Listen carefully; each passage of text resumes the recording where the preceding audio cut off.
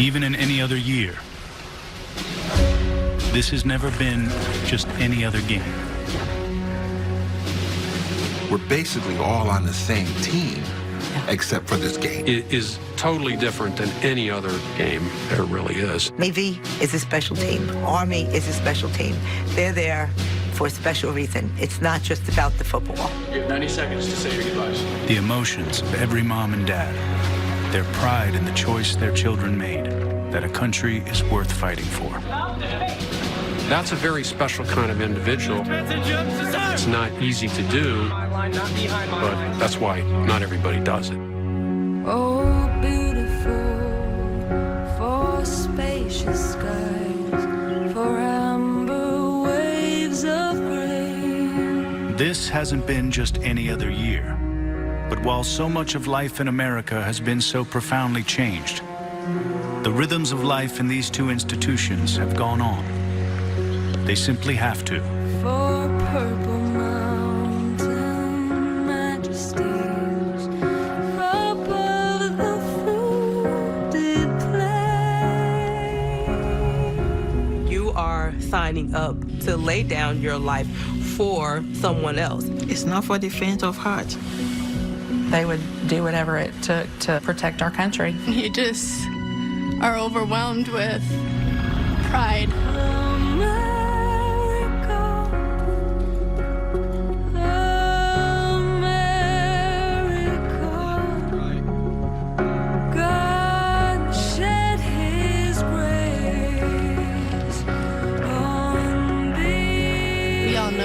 Precious spending time with them is. So you give up that. They're not yours anymore. Right, that's the unselfish thing for your kids. You let them go. You gotta let them go. The learning they do here, the training to protect the rest of us, isn't something that can be paused or homeschooled. And today, we celebrate that commitment like we do every year, in a game different from all the others. It's the best our country has to offer. Any parent that sees their son run out on that field, it chokes you up.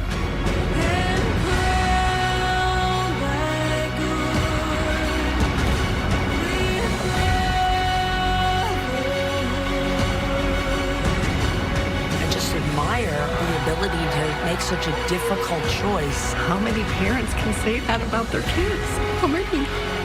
Not a lot.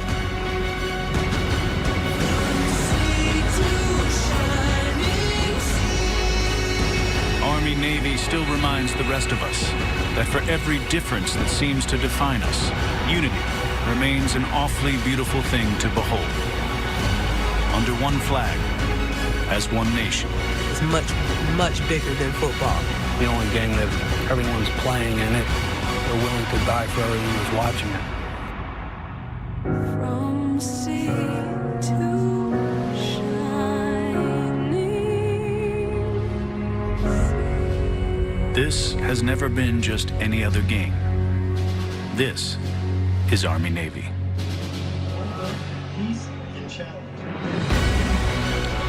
What a beautiful tribute to the many players and their families who have been involved in this rivalry over the years.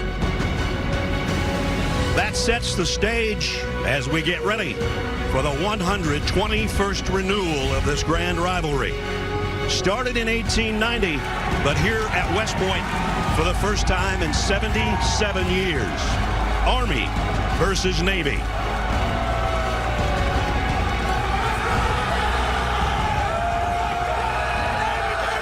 Ladies and gentlemen, please welcome to the field the 45th President of the United States, Donald J. Trump.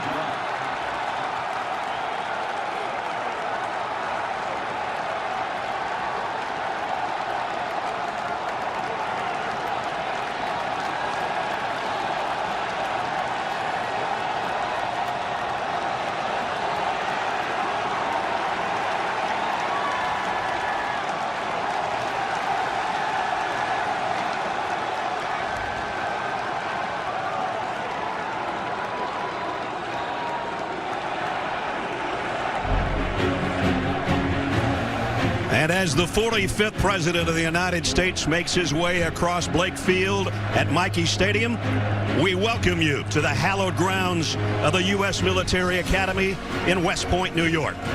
It was here, along the banks of the Hudson River, General George Washington transferred his military headquarters during the Revolutionary War, calling it the most important post in America. Founded in 1802 by then-President Thomas Jefferson, West Point has been a training ground across generations for leaders such as Ulysses S. Grant, Douglas MacArthur, Dwight D. Eisenhower, and so many more who helped form the fabric of our country. And for nearly 2 decades in the 40s and 50s, Army football coached by Earl Red Blake, and with stars Doc Blanchard, Glenn Davis, and Pete Dawkins, Heisman winners all, was one of the dominant teams in the country. Last played here in 1943, the Army-Navy game was moved from its traditional home in Philadelphia because of the disorder created by the health pandemic.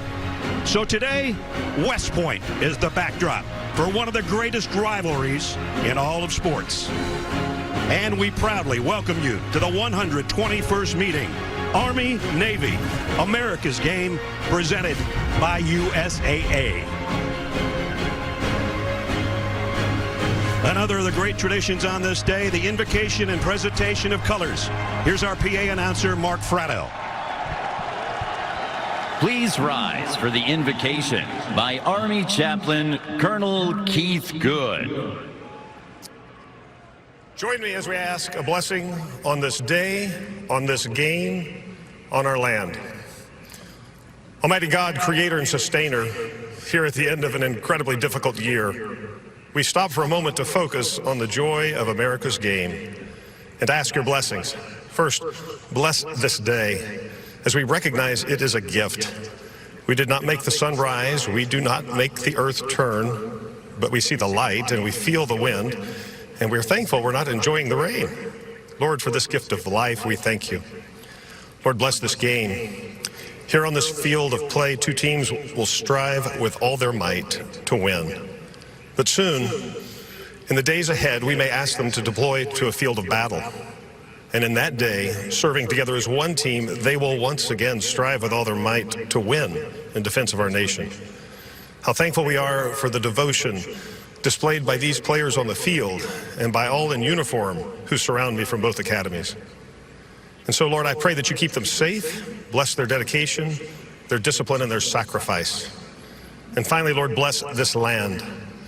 May we as a nation humbly learn the lesson that is being played before us by the cadets and midshipmen today, that we as a nation, even as we strive, are ultimately on one team, and that only through our dedication to the truth, only through our discipline to do what is right, and only through our sacrificial service to others can we ever hope to win over the challenges that may lie before us. And so, Lord, bless this day, bless this game, and Lord, God bless America. Amen. Amen. And now, please remain standing for the presentation of our nation's colors and performance of our national anthem, performed jointly today by the Glee Clubs of the United States Military Academy and the United States Naval Academy.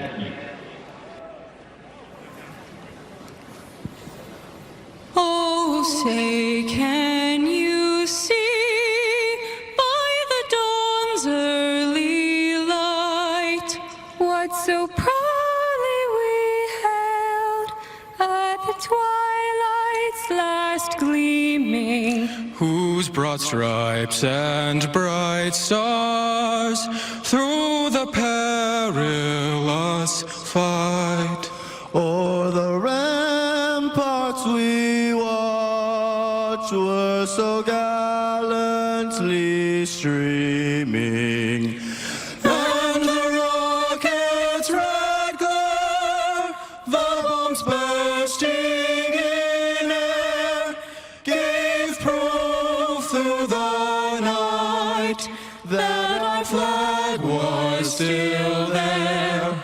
Oh, say does that star-spangled banner yet wave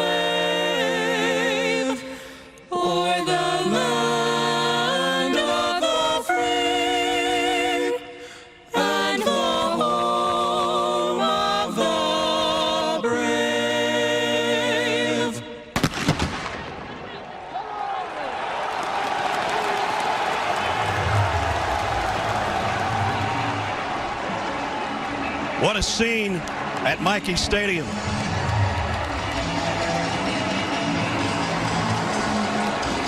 As the fog continues to roll in, here comes the Black Knights of Army.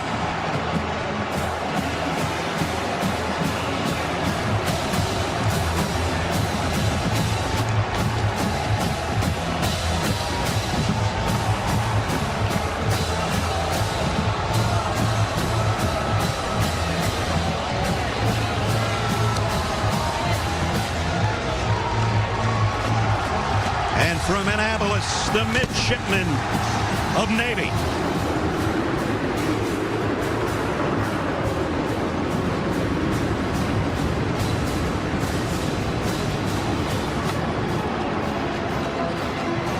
The Blue Angels fly over, the Apache helicopters as well. You could barely see them through the fog. Welcome, everybody. I'm Brad Nussler. My partner's Gary Danielson, Jamie Erdahl on the field. You feel it? I feel it. We're not in Philadelphia. We don't have 76,000 people, but I feel it, don't you? You know, Ness, all year we're doing these games, and I always felt like something's missing, you know, just not right.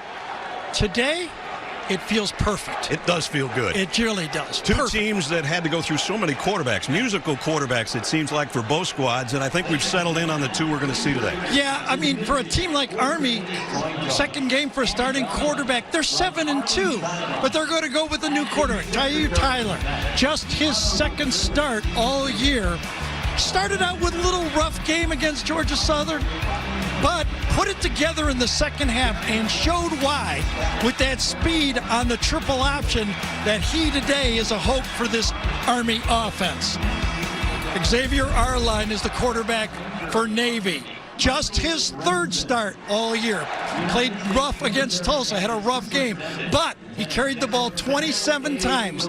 That quarterback is so important for the triple option. We've done a lot of these games. Usually the best quarterback wins this game. Speaking of doing a lot of the games, my partner here has set a record, 12th game that you've done Army-Navy more than any other play-by-play announcer or analyst, and with that, you like to pick out a couple guys that are the guts of the team, right? And you know what, in this game, how can you not look? It's a fullback linebacker game. So let's talk about the fullbacks. Let's talk about the linebackers. Diego Fago, number 54 for Navy, from Fort Lauderdale, Florida. He's a tackling machine. Watch him all day. He'll lead the team in tacklings. And Amadeo West, number 52, the captain, Oceanside, California. Ladies and gentlemen, his last game, and in a month from now, he'll be on our team helping us fight for our safety. And Jeff Bunkin told us in 32 years of coaching, he's never seen a leader like this guy. Makes you feel safe knowing those players and all these cadets and midshipmen will be on our team in the future, doesn't it? Well, it's going to be a great game, as it always is. We're just about set to kick it off. We're going to be checking in with Jamie, and the kickoff not too far away from West Point. College football on CBS. The Army-Navy game presented by USAA is sponsored by AT&T 5G, Bright House Financial, Sonic, and by USAA.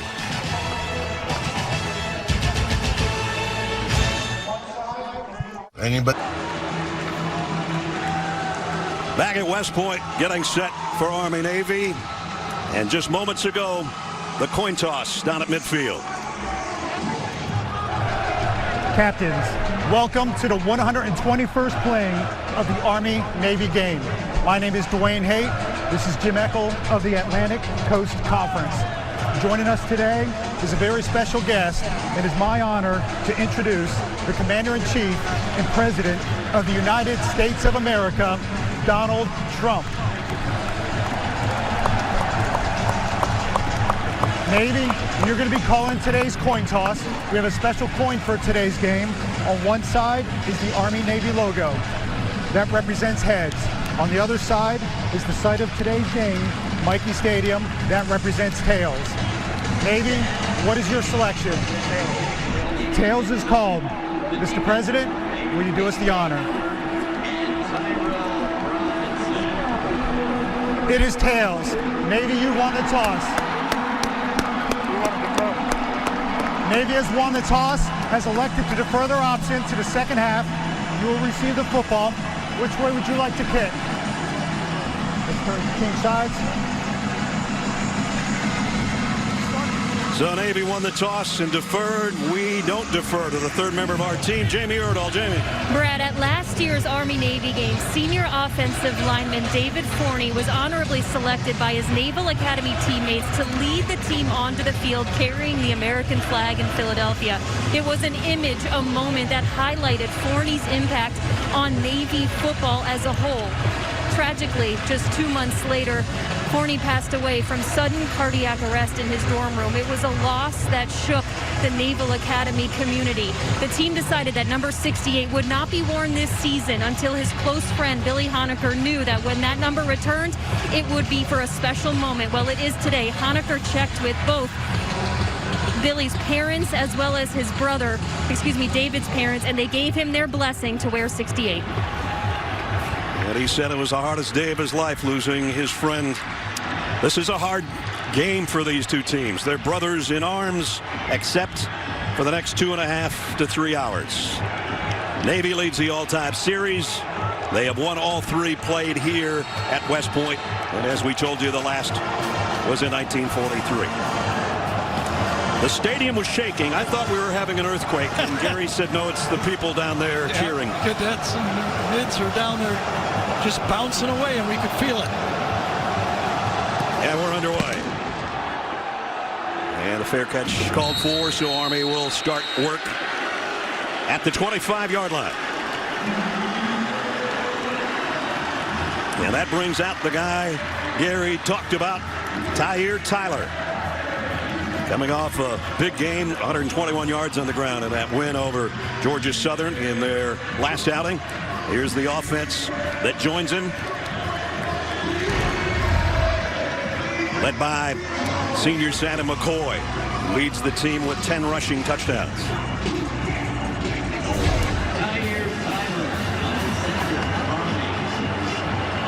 And the fog is getting thicker by the moment. And of course, Army in their specialty uniforms, pretty much the same color as the turf. Here we go. First down. And it'll be the quarterback on the keep, Tyler, for a couple, as we set the Navy defense for you. The defense that's been playing much better in the past couple of weeks. The captain of the defense, Jackson Perkins, the defensive end. The linebacking core, Fago, that Gary talked about, there he is. And the secondary for the midshipmen.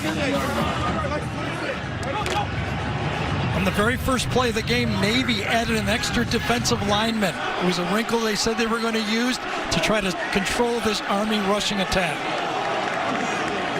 Second down and 8 from the 27. Tyler Robinson will get the handoff off the left side.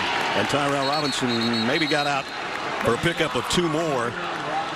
Bernard made the stop, and it's going to bring up third down. And this is exactly what you want to get Army in a 3rd and long. Exactly. Every yard, every half yard in this game matters because both teams are willing to go for it on 4th down. And to do that, they got to get it in that, 2 or 3 yards for 4th down. So every time you see a ball carrier get tackled and fall forward for another half yard or yard, that's like a win for both of these offenses. Every blade of grass counts. 3rd down and 6. And it's a first down on the run by Tyler. Both of these offenses were made and designed around the triple option. But lately, and because of less experienced quarterbacks, they're doing more of the load option or keep or zone read out of the triple option look. I bet we wouldn't see maybe 10 triple options in the whole game in this football game because of the inexperience at quarterback. Basically down to a double option. You got it. At the 40, first down. Straight ahead, maybe 2 for Buchanan, who just checked in. Kobe Buchanan, actually the leading rusher for Army, coming in with just under 400 yards on the ground, and he is a load. Army's out after his first carry. Army's the number 3 rushing team in the country, and Navy has struggled, ranked over 100 in stopping the run. But you also, when you look at this, you have to look at the schedules of the 2 teams. I would say Navy played a tougher schedule. Right. Army almost 300 yards on the ground, third in the country. A little different look this time. Robinson gets it out to the 45. Game by game, the quarterbacks. Look at the musical chairs at quarterback. Anderson. They had 4 guys that actually started and won games through a 7-win season so far. That's crazy. Yeah, and how often you see that, bringing in a new quarterback in game number 9 when you have a winning team. Some of it injury and some of it that, you know, just getting a guy ready finally to kind of run the offense. Well, they had a 3rd and 6 last time. Now they're 3rd and 5 here. And I don't know if the center didn't get the call. Something blew up there. Looked like everybody took off except the snap. False start. Offense. 5-yard penalty. Remains 3rd down. 3rd and long now.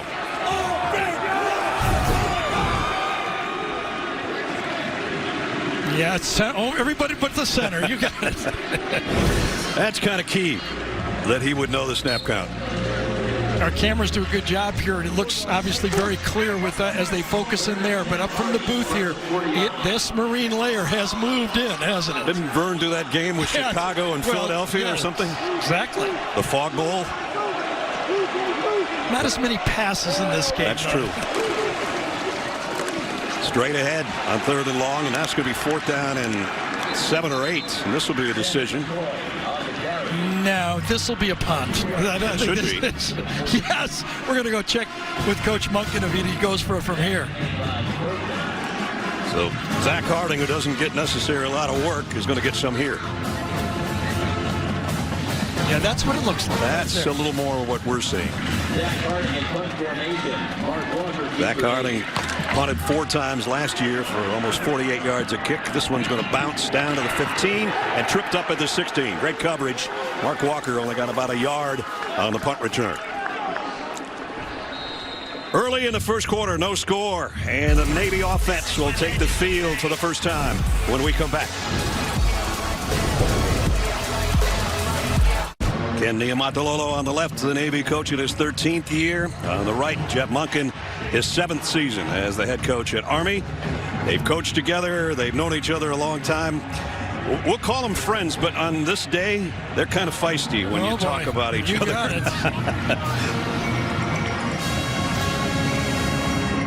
it. Xavier Arline, starting quarterback. Gary talked about him in the open. Great lacrosse player as well. Yeah, just his second start. He started the 2nd game of the year against Tulane. Had to be bailed out in that game, but finally got the team back in the last game. And he'll carry it off the right side out across the 20 to the 21. As we take a look at the rest of the midshipmen offensively. Nelson Smith, leading rusher, 8 touchdowns on the year on the ground as well. And defensively for the Black Knights of Army, their defensive linemen, Duran, Cockrell, and West. Radigan, their leading tackler from the linebacker spot and the secondary. 2nd down and 5. Straight ahead and a 1st down for Nelson Smith, who we just talked about. Well, you want to run the ball, you got to run the ball right at the nose tackle, and that's what they do. It's the fullback this time from the shotgun. Nice job by Justin Self, number 79. Left tackle took his guy all the way down the line and allowed Smith to break behind it for the 1st down. See the last 6 games, great numbers for Nelson Smith, and a 1st down run the first time he touches it. Yeah, you know, last year it was kind of Carruthers at fullback, but Smith accepted the challenge, lost a little weight, picked up a step, and it's been this year his year. Dropped about 20 pounds, and he is faster. Yeah, that angle. Shoestring tackle there. It looks like they're going to go triple option to the wide side of the field, and what it is just a zone dive from the fullback. It looks like it's going to be coming towards the bottom of this, well, to the left of the screen now. But watch him cut back against the grain. Tries to get the linebackers with the flow going one way and cut behind him. And your guy, Amadeo West, if he doesn't make that tackle, I think he's maybe still running. Shoot, yes. Pick up a 6. 2nd down at 4. But success. Last week against Tulsa, this offense only produced 153 yards.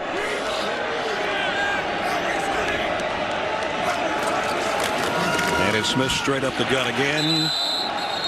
Just a couple. It's going to bring up third down and third and short. Navy quarterback story, much like Army's. 3 different guys have started their total of 9 games so far. Yeah, and interesting that it started the first 3 games, 3 different guys, too. This their 10th game. 3-6 Navy coming in, while the Black Knights of Army have won 5 of their last 6 with their 7-2 mark. So first decision of the game as you call the play here. Ivan Jasper, the offensive coordinator, long-time play caller, 13th year as coordinator for Navy. You wonder if he's figuring he's got 2 to pick it up. In the pistol set here, Arline will keep it himself behind Smith, and he's out near the 40-yard line. First down. Aaron McDonald made the stop, but not before he moves the sticks. Xavier Arline was highly recruited by all of the academies.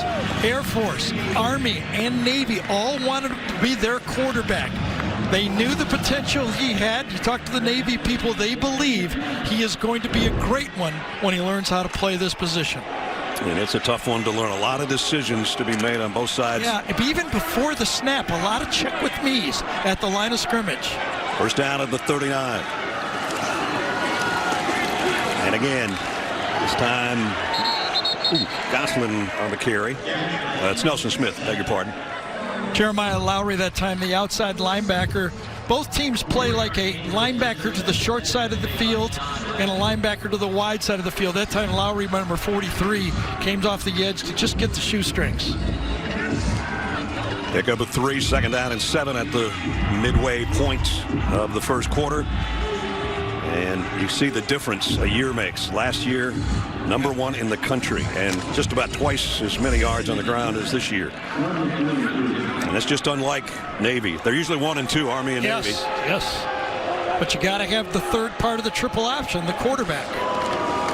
Oh my. Collision at the point of attack. Hello, Jeremiah Lowry. Again, yes, the senior got the start. He and Andre Carter, number 34, kind of the twins there, 34 and 43, will play that outside linebacker spot. And watch him come in. It's almost a run blitz that time. That was called. You don't read it that fast. Give that one to the defensive coordinator on this Army defense, being able to get right in there and make that play. Jamel Carruthers thought he ran into a wall right there. And it's third down and long. 3rd and 7. Haven't seen a pass yet, will we?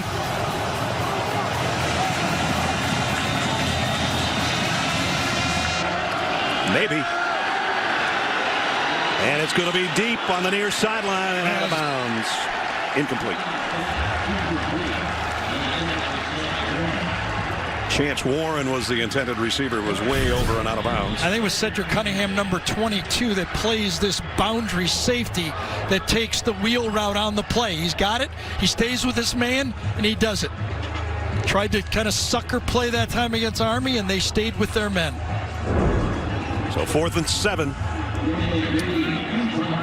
Daniel Davies set the kick. I have to say, I'm a little surprised at that call. I thought they'd run it and try to make it a little short yardage for a 4th down call. Tyrell Robinson waits down on the other end. I hope he can see the ball. I couldn't. He can. He made the catch and the return, and it's a good one as he got the corner. Tyrell Robinson. He's their home run hitter, fastest player on the Army football offense. So Army gets it offensively for the second time with 5:49 remaining first quarter here at West Point.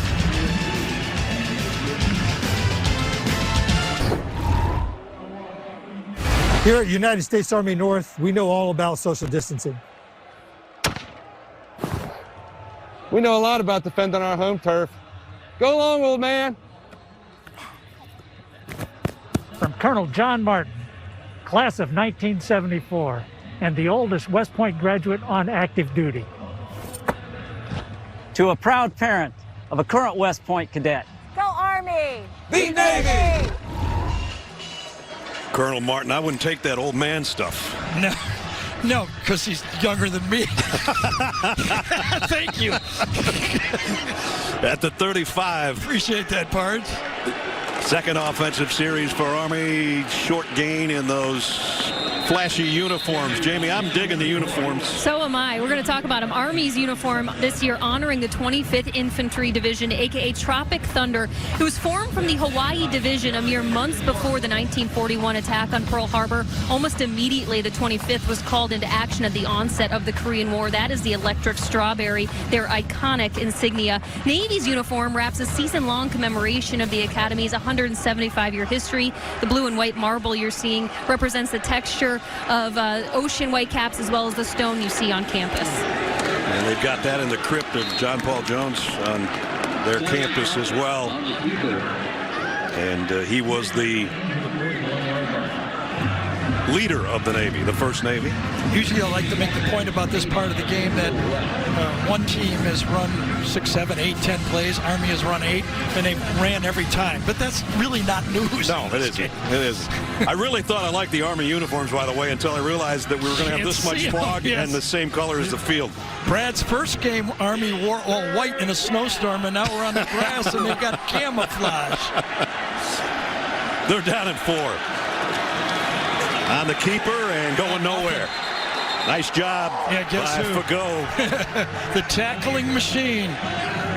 Just looks like, well, he is a linebacker, but I mean, with the whole neck roll, I guess they don't call them neck rolls anymore. I think it's a butterfly reflector or whatever, but he uses it a lot. You do. Now he's in a great spot in this offense, right in the middle. I mean, you know, like Tommy Nobis or Ray Nitschke or Joe Schmidt or Dick Butkus. I mean, this type of football at middle linebacker becomes a big story in the game.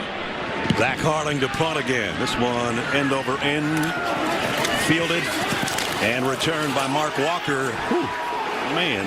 And now we're going to mix it up a little bit on the punt return. And we'll talk to you guys at the end of the game. Yeah, we're with you after the game. Right now, we're not with you. Yeah. And we're going to be physical. It's a big part of this football game. Physical team. Can I be more physical than you? Both teams are here in the first quarter, that's for sure. Still scoreless. Navy on offense in a moment.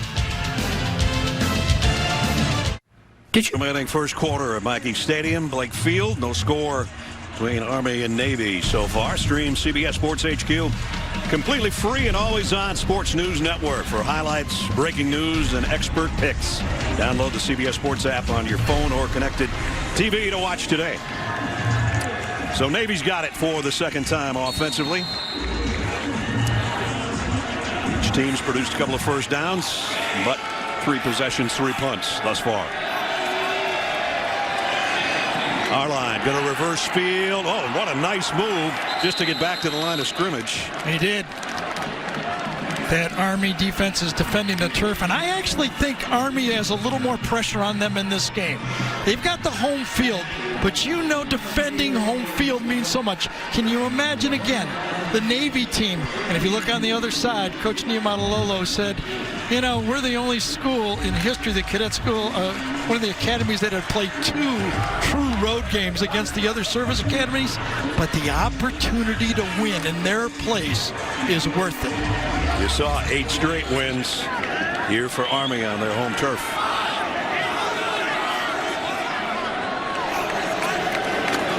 Arline thought about a pitch, kept it, paid the price, but he bounced off and got out to the 30, maybe the 31. Again, those last 2 yards, Cedric Cunningham comes up the safety. Option to the outside, just the true option, makes the fake, and there's the safety to make the hit, but he runs through it. It was Marquel Broughton and Cunningham that he ran through both of the hits that time, both safeties. But those extra 2 yards means everything for these offenses. Those 2 guys each had 12 tackles in the last game against Georgia Southern. So they will hit you from the secondary. But again, a nice job by the quarterback for the second effort to make it short yardage on 3rd down. Big splits by that Navy offense. Oh, 2 men in motion. And thus the whistles and the flags. Again, you know, you have a passing team 5 yards, okay. But in this offense, big deal. False start. Offense. Left wing back. 5-yard penalty. Remains. 3rd down. Well, you know, AC number 25 right here is going to be the guy that moves while another player is in motion, and that's what's going to be the penalty. So that's third down and 7. Last time in this situation, they tried to throw deep on the sideline. And there's what Navy has done in their 3 trips here to West Point. Not sure about that 12-4 game. I'm not even going to look into that if there was 2 safeties or if there was some other rules. Third and 7, straight ahead on the quarterback, and it's 4th and 7. Yeah, see, I like that call by Ivan Jasper right there for Navy. All right, everybody said, all right, what? But you don't want to make a mistake Right. with a young quarterback. Again, a total number of starts between these 2 quarterbacks, 5 coming into this game. Both teams play a little defense. Let's see who makes the first mistake. 7 block kicks. That is unheard of. Talked with Jeff Munkett about it. I said, is it that you work on it that hard? Is it the execution? Is it poor play by the guys you played? He said, we work on it like crazy every day. Yeah, and can I say a little maybe all of the above? You know, like that. Exactly, yeah. And of those kicks, Nolan Cockrell, or rather Ryan Duran has 3 of them. Has a knack for it.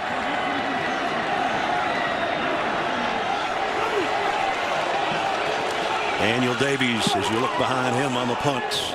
Good protection that time by Navy. And interfering with a fair catch, I think. Otherwise, it's going to be a Navy touchdown. I'm not sure who that bounced off of. Kevin Brennan took it in for the score, but let's see if it's coming back. I don't think you'll be able to advance it either way, but let's see how it happens, whose ball it is. Army thinks it's their ball. I thought he ran into the punt returner, and there's the fair catch. Kick catch and interference. There's the collision. 15-yard penalty on the spot of the foul. First down. Timeout. So a long run for nothing. And Army will have it on offense with a little over a minute to go in the first quarter. We made U.S. position. Now, can you steal a big play here? If you're Brent Davis, offensive coordinator, okay, you got to look down at this game and go, you know, both these defenses are controlling. There's Brent right there, the coordinator for Army. Can he steal one? Does he have a play in his pocket that he'd like to use right now? This drive. Navy had a key injury a couple of plays ago. Number 73 there. Right there. He get poked in the eye. It looks like it. Their right guard. Jamie will update us on that. Cade Bernard is in at fullback. He's their best blocking fullback. And short gain for Tyrell Robinson. Yeah, and Jackson Perkins, number 96. If you turn on the tape for this Navy team, you notice a lot of guys, okay? Fago, Bernard, number 67, the nose tackle, but Jackson Perkins, number 96. Big, tall, field side tackle, defensive end, and he makes a lot of plays. Yeah, he does. He's the captain of the defense. He's the guy that got his team fired up out on the warm-ups before the game. And the only Navy defender all year that has started every game. It's been a weird year for Navy. His service selection, Marine Corps ground. I want him on my side. Here's a throw by Army and a wide-open receiver and a catch by Robinson. Takes a big hit but holds on. As I said, if they've got one, this is just when they're going to use it. It has to be a surprise. They're just not sophisticated to throw when the other team knows it. Tight formation, play action pass, and the wingback right up the field to the fastest guy. Nice catch, too, by the way. Over the wrong side shoulder in the fog. Tyler to Tyrell. Yeah, that worked. First big play of the game, and it brings our first quarter to a close. Big smile on Tyrell Robinson's face after a really nice catch and a pickup of 28. End of the first quarter. No score, and Army-Navy will return to West Point after this message and a word from your local station.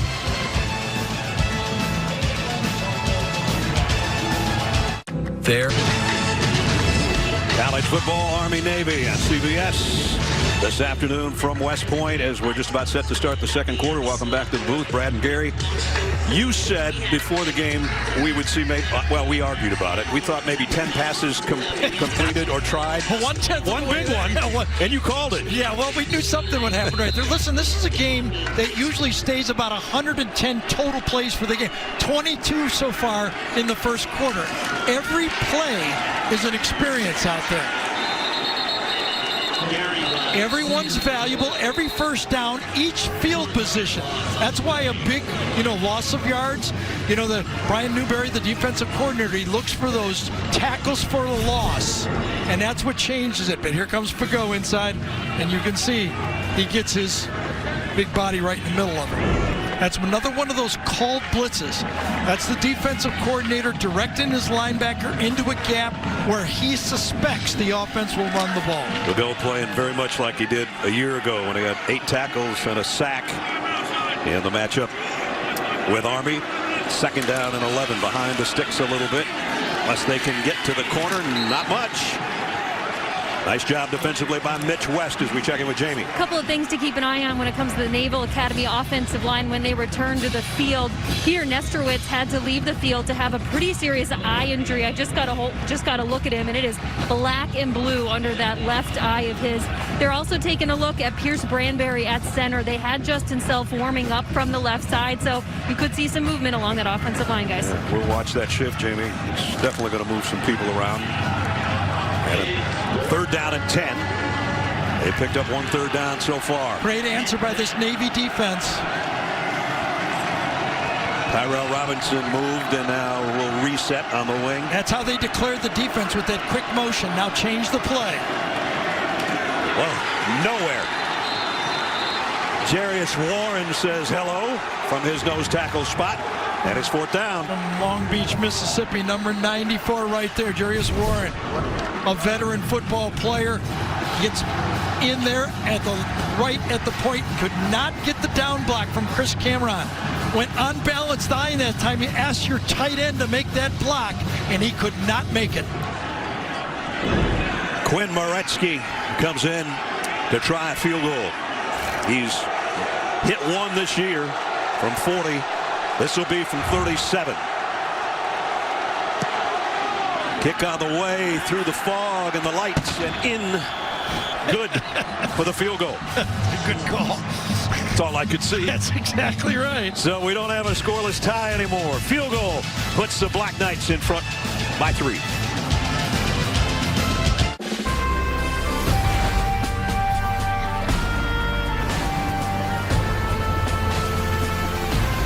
The shores of Diego Garcia, deep in the ocean. Go Navy! Be Army! Those guys have better weather than we have. Yeah, the last couple days were gorgeous. Oh, it was. Sure, weren't they? Yesterday morning was perfect.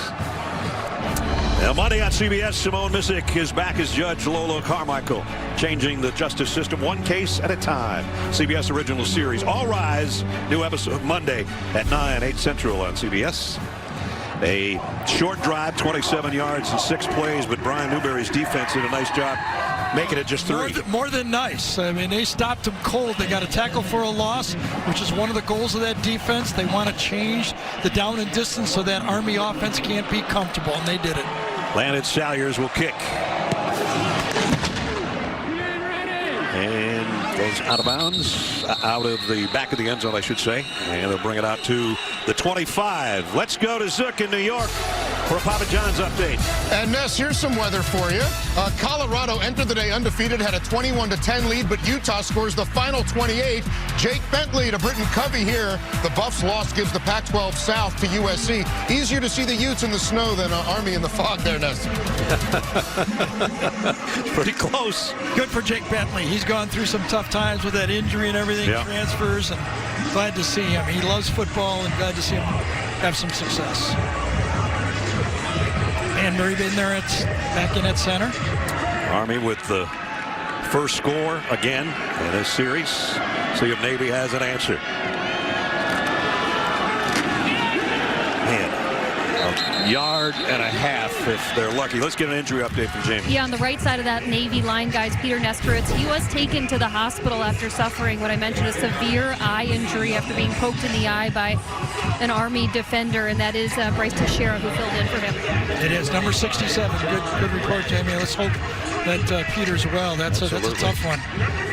Everybody taking on each other, and sometimes those hands get in the wrong way. I'm surprised more linemen don't wear visors, to tell you the truth. Peter Sr. from New Jersey, and we wish him the best. He started 6 games so far this year, so he should be not too much in awe of this game. On a keep, pickup of about 3 for our line. You have to embrace this type of football. You know, you can't be saying, well, wait, nothing's happening. There's a lot happening. You just have to embrace that line play and how intricate they have to do their blocking assignments. So another 3rd down situation. Navy, as we told you earlier, only 36% on their 3rd down conversions. This is going to be more like 37. Well, we know last year what Navy would have done in this situation. Malcolm Perry would drop back to pass. And then take off. And then he would just run. And during the game, I was going, Army, quit covering the guys. What a brilliant performance Malcolm Perry put on in this game last year with over 300 yards on the ground. And they have struggled without a guy like him. And they're going to try the same kind of action with our line.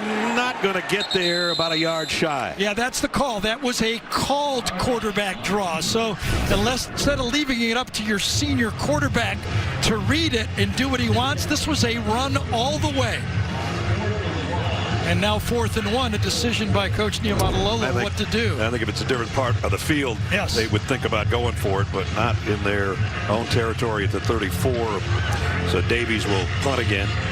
Both these teams, when we get around to a 4th down conversion attempt, both these teams are 20 for 28 on 4th down conversions. You'll never see that again. Seems impossible, doesn't it? It does. Davies' kick. I've lost it completely. And Tyrell did not. It. Robinson holds on, has to hit the deck after he caught it. So we wish Peter Nestowitz the best, because that's what the eyes look like as he headed off to head to the hospital. We wish him the best. Let's take a look at our military appreciation moment presented by USAA. Here's Jamie. Let's take a moment to appreciate America's game is taking place here in West Point for the first time since 1943. And today we honor U.S. Military Academy graduates who played pivotal roles in shaping Army football. There are the iconic names, Mr. Inside Doc Blanchard and Let's take a moment to appreciate America's game is taking place here in West Point for the first time since 1943. And today we honor U.S. Military Academy graduates who played pivotal roles in shaping Army football. There are the iconic names, Mr. Inside Doc Blanchard and Mr. Outside Glenn Davis, decorated coach Red Blake, and Pete Dawkins. But then there's President Dwight D. Eisenhower, who played on the West Point team for 1 season in 1912. General George C. Marshall, the Army's chief of staff during World War II, once said, "I want an officer for a secret and dangerous mission. I want a West Point football player." And we'd be remiss to not mention the father of Army football, Dennis Mikey, who's credited with organizing the first Army-Navy game in 1890. Captain Mikey's name is forever immortalized here at West Point on the stadium that bears his name. And that's where we are right now. Nike Stadium, Blake Field, West Point, New York. And a 3-0 ball game right now. Army has run 13 times for 27 yards and thrown once for 28 yards. Here's an inside give to Tyrell Robinson. Got out to the 36. Pickup of a couple. Brian Newberry, second-year defensive coordinator. He's over here. That's Ivan Jasper right next to you. There's the defensive coordinator.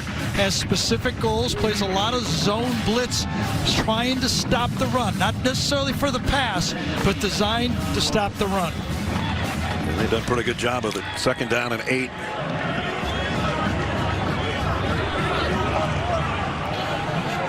Tyler under center, and the pitch is low, and they're going to lose yardage on that one.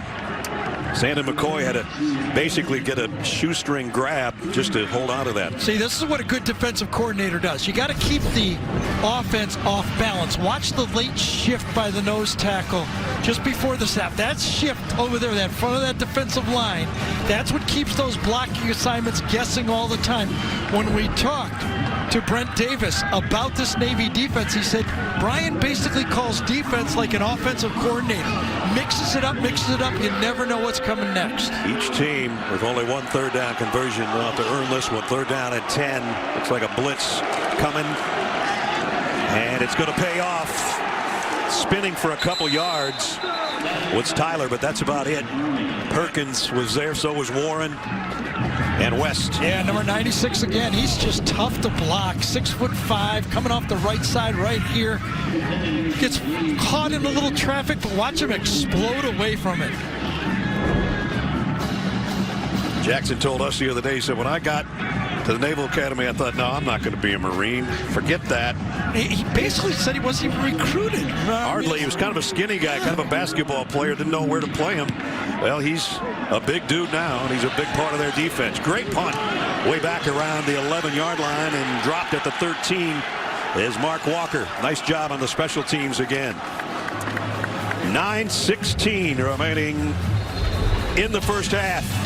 There's our guy, Jackson Perkins, the captain of the midshipman defense. How often? Army-Navy game presented by USAA. A 3-0 Army lead on a 37-yard Quinn Moretzky field goal. Our only scoring. Brandon Adam is a proud Army veteran who was injured in the line of duty. In today's Do Project Smarter, we see how the Home Depot Foundation is helping restore independence for combat wounded veterans like Brandon upon their return home from the front lines.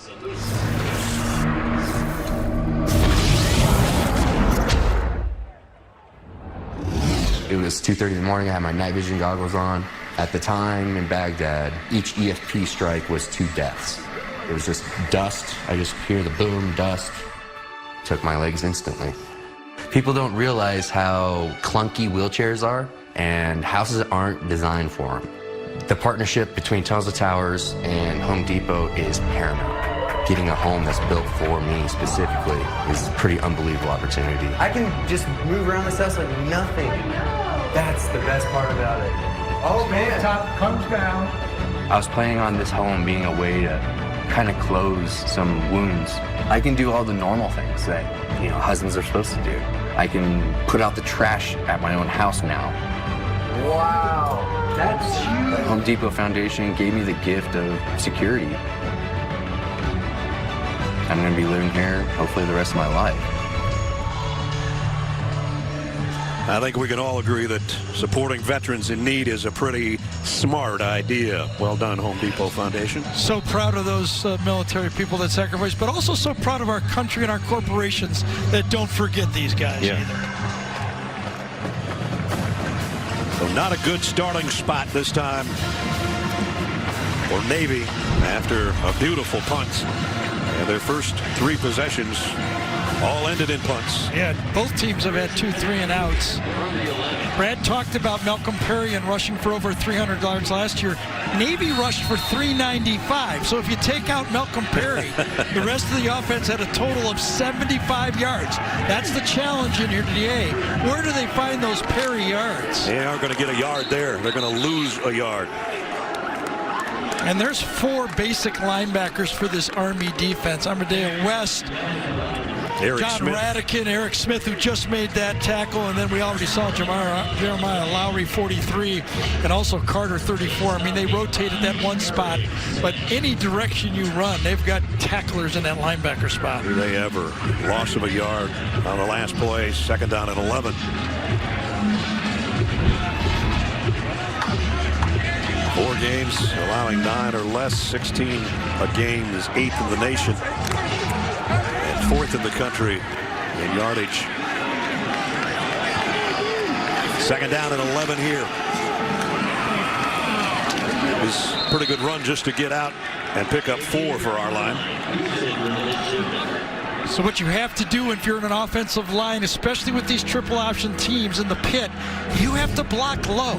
You have to take on these nose tackles with the backside scoop. See how they block low right there? Teixeira has to get down. When you watch Navy early in the year, without a lot of live practices, they weren't doing that very well.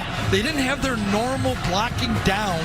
If you watch Navy more than any other different team, the triple option teams, Air Force, Army, Navy, they go live in practice. Yeah, they didn't hit at all, and that showed up when they played BYU because they hadn't even touched each other, and they barely touched BYU. But they're playing much better here in the last 2 or 3 weeks. Wow. Yep. I mean, if you get a yard, you're lucky. And that was Nolan Cockrell, number 95, the nose tackle for this Army defense. For this defense to work, that nose tackle has to be what you call almost unblockable one-on-one. That's what Nate Woody, the defensive coordinator. And you got it. You got guys coming from all different angles. I don't even know if it was him that time. Maybe somebody slicing from the outside. I thought it was right up the middle. Might not have, but you eat blocks, and then you got to make tackles if they single block you. Davies has been a busy punter. Tyrell Robinson gets out of the way and lets it roll. It'll roll down around the 45-yard line, so it's going to be good field positions. Just a field position game right now after the great punt earlier. They don't quite get that many yards back in the other direction. Jeff Monken's team with a 3-point lead over the midshipmen.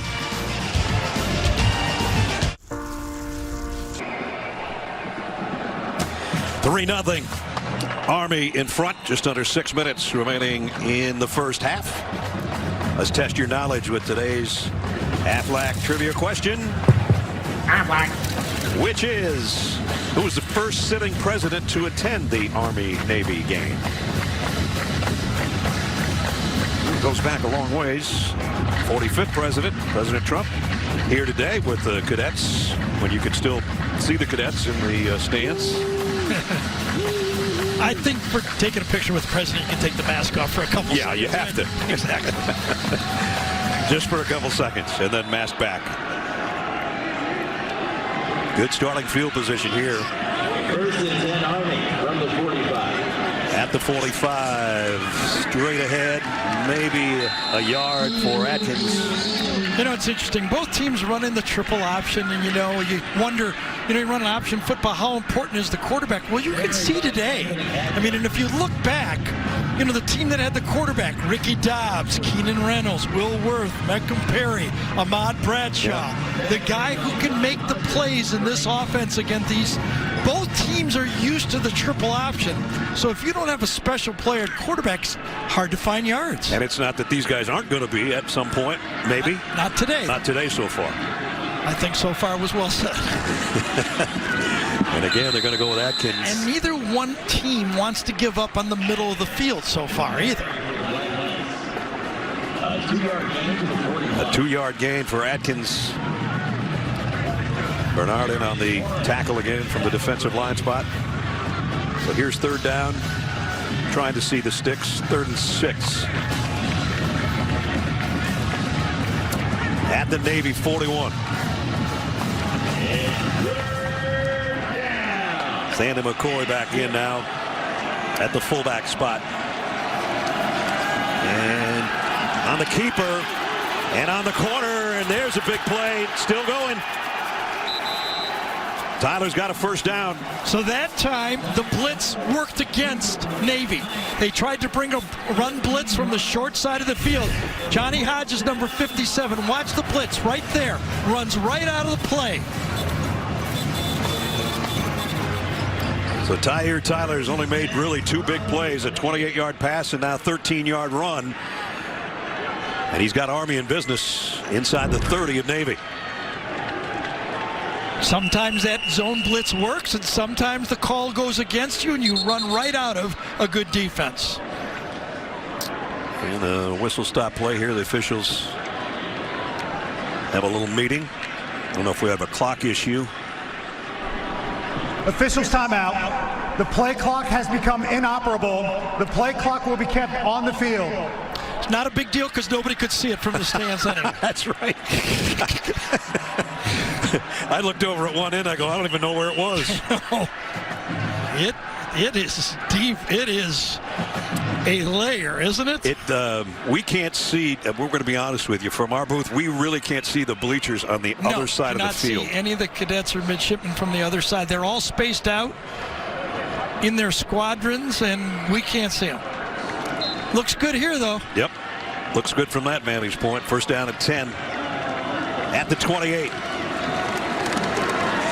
And it's Atkins for a couple. Anthony Atkins, a sophomore, has had 3 carries on this drive. And it's a guessing game. This time, the shift right before the snap to the right. There they go. And then they run right into the shift. At Donald Bernard, number 67. The 4th different nose tackle that Navy has run in this football season. There's roughly what Gary and I are looking at from our vantage point. 2nd and 8. On the keeper, Tyler. Oh, look at that safety fill. Kevin Brennan in there in a hurry, number 7. Again, without a passing attack, those 2 safeties, West and Brennan, 6 and 7, they play, run. They just play and run every time. One guy's got the pitch guy, and the backside alley runner has the quarterback, and they did it perfectly.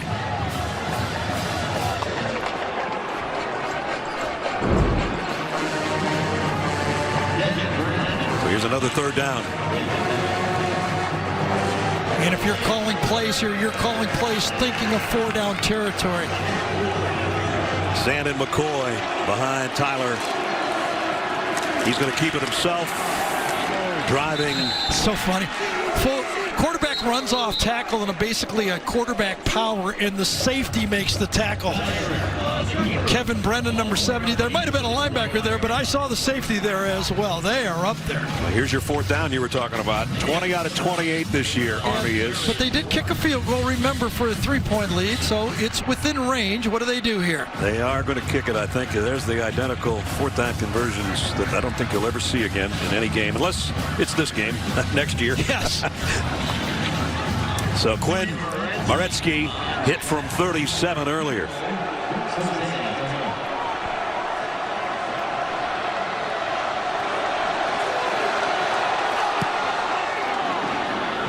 And this one is no good. Yeah, it was dropped by the holder that time. The snap was a little bit inside to the holder. I think the holder should be able to handle that, though. Watch it come inside. Brooks Hosea. Yeah, you got to catch it. That's a drop. That's a drop. And then there's no way you're going to get the momentum to come back and catch that. So maybe slightly inside, but that's a winning snap and a drop by the holder. And a double clutch by the kicker and a wide left, so no good after a pretty good looking drive. Yeah, and they don't come by a lot, so you have an opportunity there. And I know if you're Army, you're kicking yourself. Like, that's usually the area we go for it. But with the 3 points on the board, you can understand why Monken said, let's try to put another 3 on there for the head coach of Army. So Navy takes over after the missed field goal at its own 21-yard line. Our line, find a little crease in the middle. Bring up 2nd down. And a little bit earlier, we asked you our trivia question. First sitting president to attend the Army-Navy game, Theodore Roosevelt, 1901. By that time, that was the 11th meeting. And today, we're in the 121st meeting.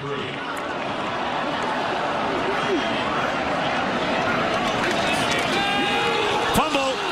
Who's got it? Xavier Arline, I think, got back on top of it, but it was close, and he did. Well, you mentioned that this is my 12th Army-Navy game. Kind of going through the stats, something did surprise me in this game. 2 dedicated football teams, got a lot of discipline. There's been 40 turnovers now in those 11 years. 23 by Army and 17 by Navy. Neither team, both teams have only won 1 time when they didn't win the turnover battle. Well, they're so disciplined the rest of the week, they want to come out and, mess things up once in a while. Let it go a little bit. And the final half minute, Navy will receive the second half kick, by the way. Just joining us. And now we've got a timeout. Yeah, and if I was Army, I'd be calling timeout. The way they can block punts, 7 on the year. Exactly.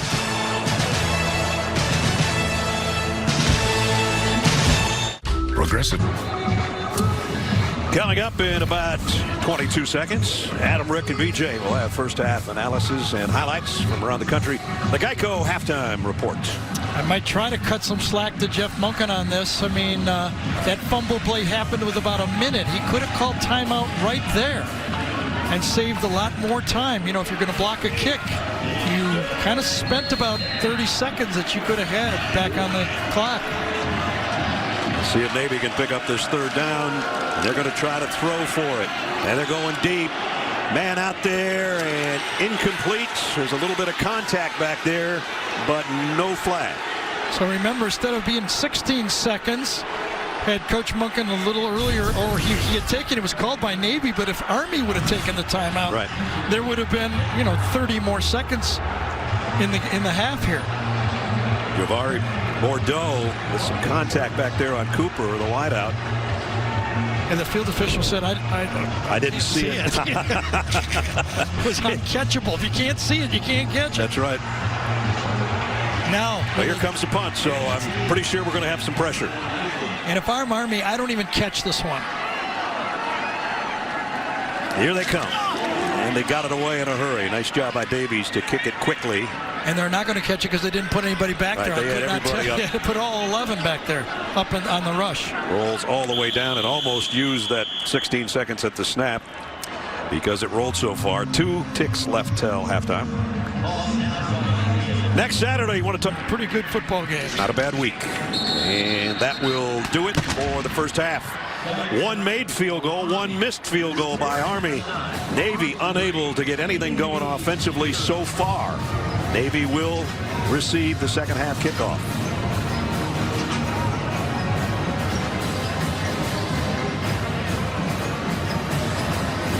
And as both teams head out and to the locker room through the fog,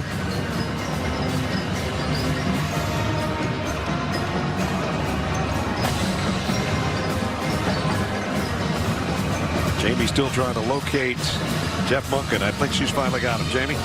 Coach, I know your guys are used to playing this style of football, but where are you going to find a yard to put more points on the board here? Give them credit. They're doing a really good job. They're lining up in an even front. They've been an odd front team, obviously, and that's got us bungled up a little bit. We're not blocking guys at times. We're not doing a very good job getting movement at the point of attack. So we're gonna have to come up with something, that's for sure. Coach, we look behind us. I can't see 60 yards down the field. What's this environment like playing it? It's a little difficult, and when the ball gets in the air, it's a struggle to see it. So our coaches are actually having a difficult time from the box seeing what's going on. So we may have to bring coaches out of the box this half. I've never seen it this thick. Wow, that's interesting. Thanks, Coach. All right, guys, beat Navy. Vern just texted me to remind me that he did the Fog Bowl with Terry Bradshaw, Chicago and Philadelphia back in '88. 3-0 in the Fog here. Army Black Knights in front as we head to our New York studios. Back for the second half. CBS Sports of America's game. Army-Navy. Presented by USAA. Back in Mikey Stadium, West Point, New York. Army with the lead on a 37-yard field goal. That's it so far. Navy will get the football to start the third quarter.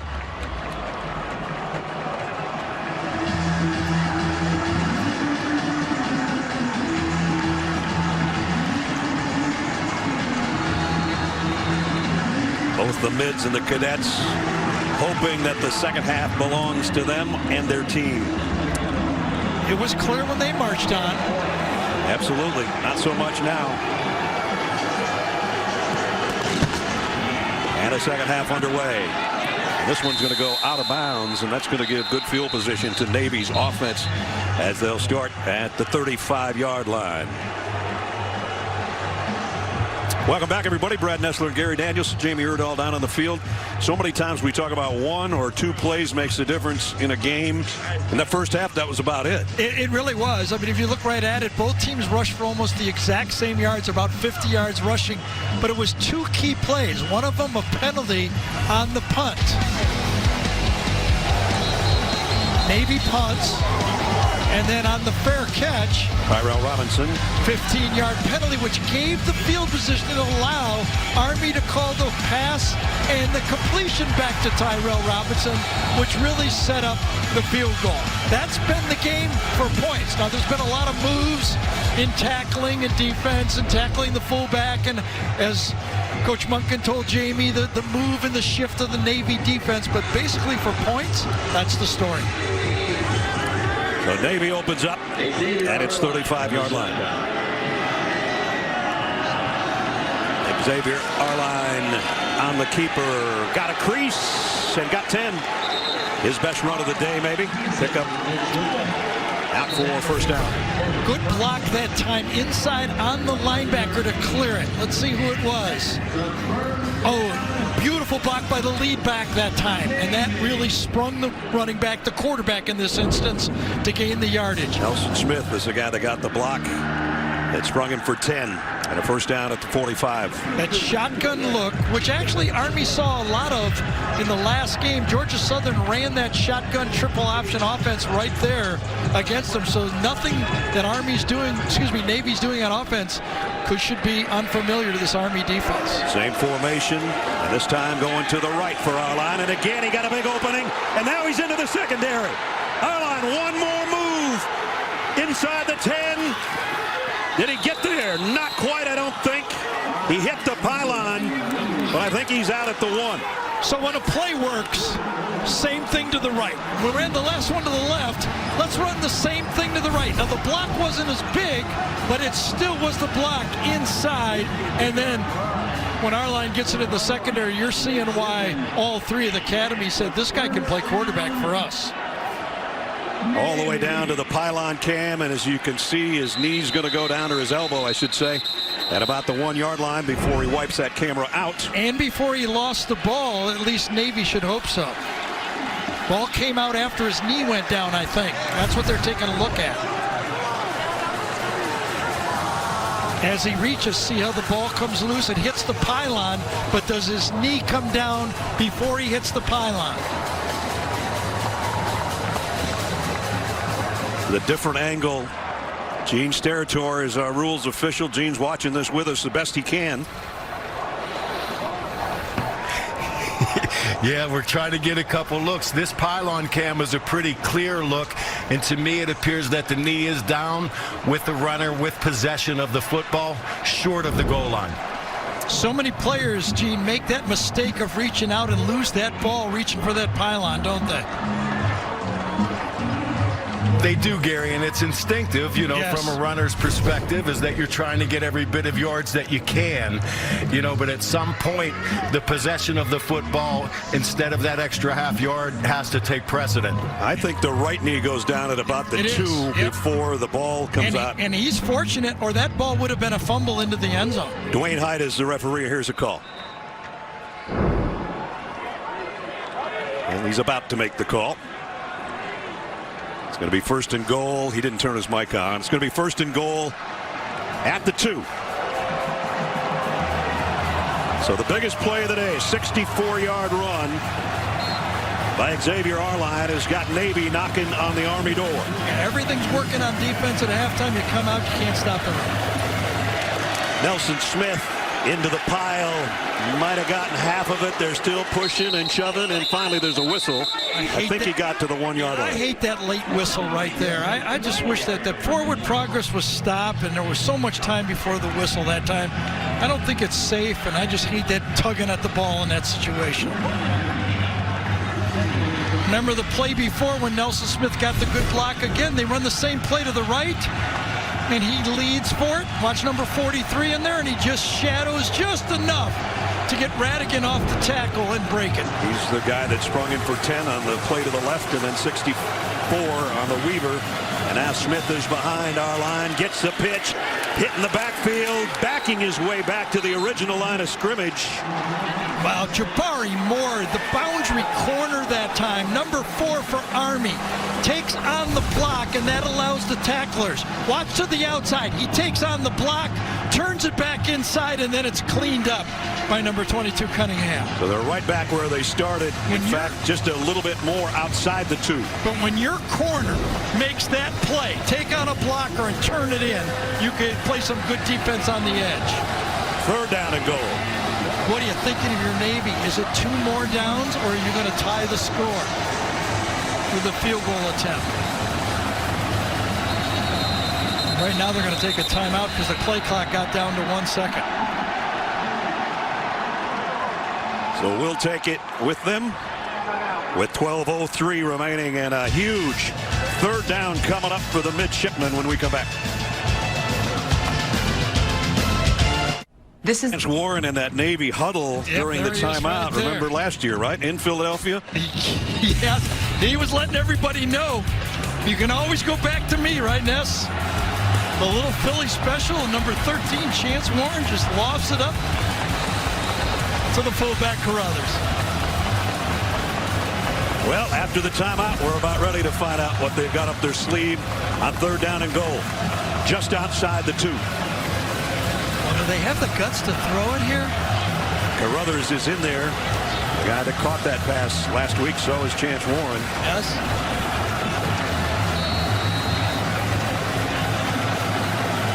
And Xavier Arline under center. On the keeper. He's in. Touchdown, Navy.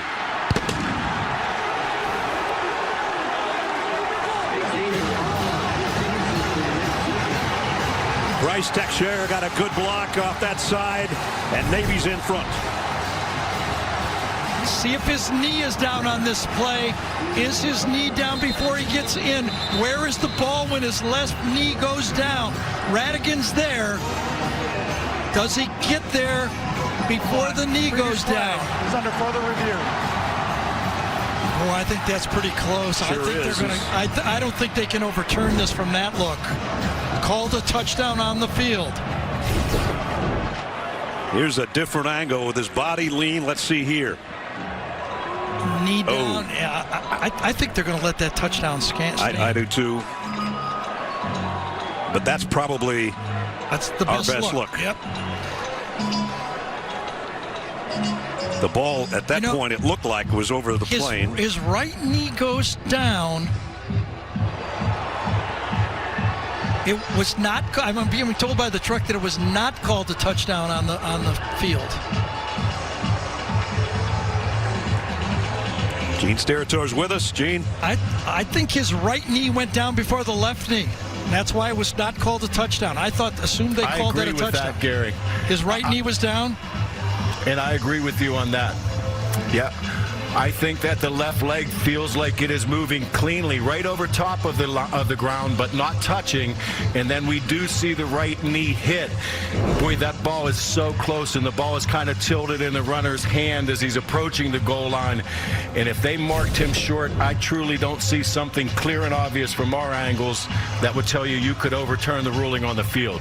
So watch his right knee right there goes down, and my mistake was I thought they called it a touchdown. What you guys are saying is I'm the only one that called it a touchdown. No, it's really foggy out here, Brett. If you knew how far away I was, folks. Well, that's a great shot, and I think he's down now. What do you do if you're Navy? Because that's not going to be a touchdown. 4th down at about a foot, if indeed that's what they're going to call.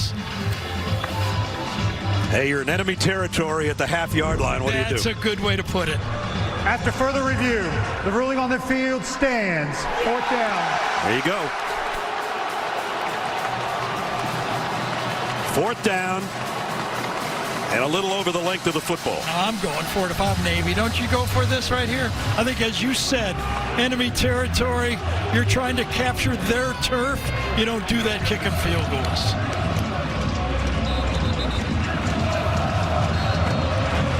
So the play of the game so far is at hand. And this is a Navy team that's converted 24th down so far this year. And the other thing, if you don't get it, think where Army gets the ball. Nelson Smith behind our line gets the call and nothing. Didn't get it. The Black Knights hold their ground. There was no movement up front at all. There's their leader. And that emotion tells you that they just got to stop on fourth.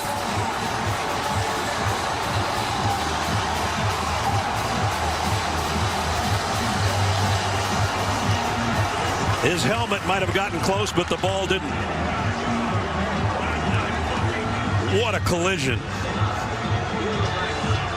That close. Watch Nolan Cockrell, the nose tackle. He goes low and allows Radigan 47 to go above him. That stops the momentum on that play. There's your guy. Yes, you want him on your side. Ruling on the field was no touchdown. The defense holds inside the 1 yard line. We take you back and we listen to hear if we can hear a whistle. Gary was talking about this earlier.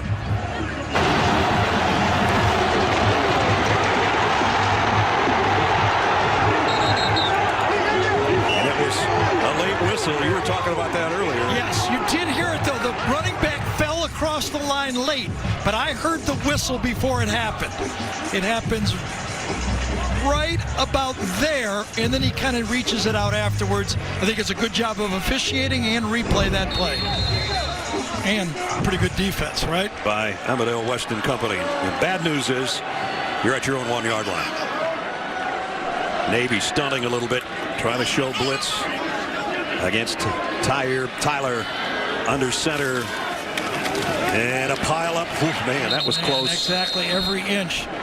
A week ago in this situation, Army coming out of their own end zone against Georgia Southern, fumbled by the quarterback on the play. He had all kinds of difficulties in that game and got in the locker room at halftime. Jeff Monken said he walked up to him and said, hey, man, just calm down and take care of the football. Don't do this. That's exactly what happened. You wonder if they were going to let him have the ball wide like that, because that's what happened right on the goal line. And he said, Coach, I got you. And he didn't turn it over after that for that win. A little hesitation this time. He just tries to get him a little room to work out close to the 3. Yeah, that might have looked like an option, but that was a quarterback keep lead the whole way. That was almost a wide quarterback sneak. This is how, if you're a Navy defense, though, that you can produce points in the football game. Your coach went for it on 4th and short. Now you get the ball back for your offense, where you still get to try for the field goal later. They're down at 8.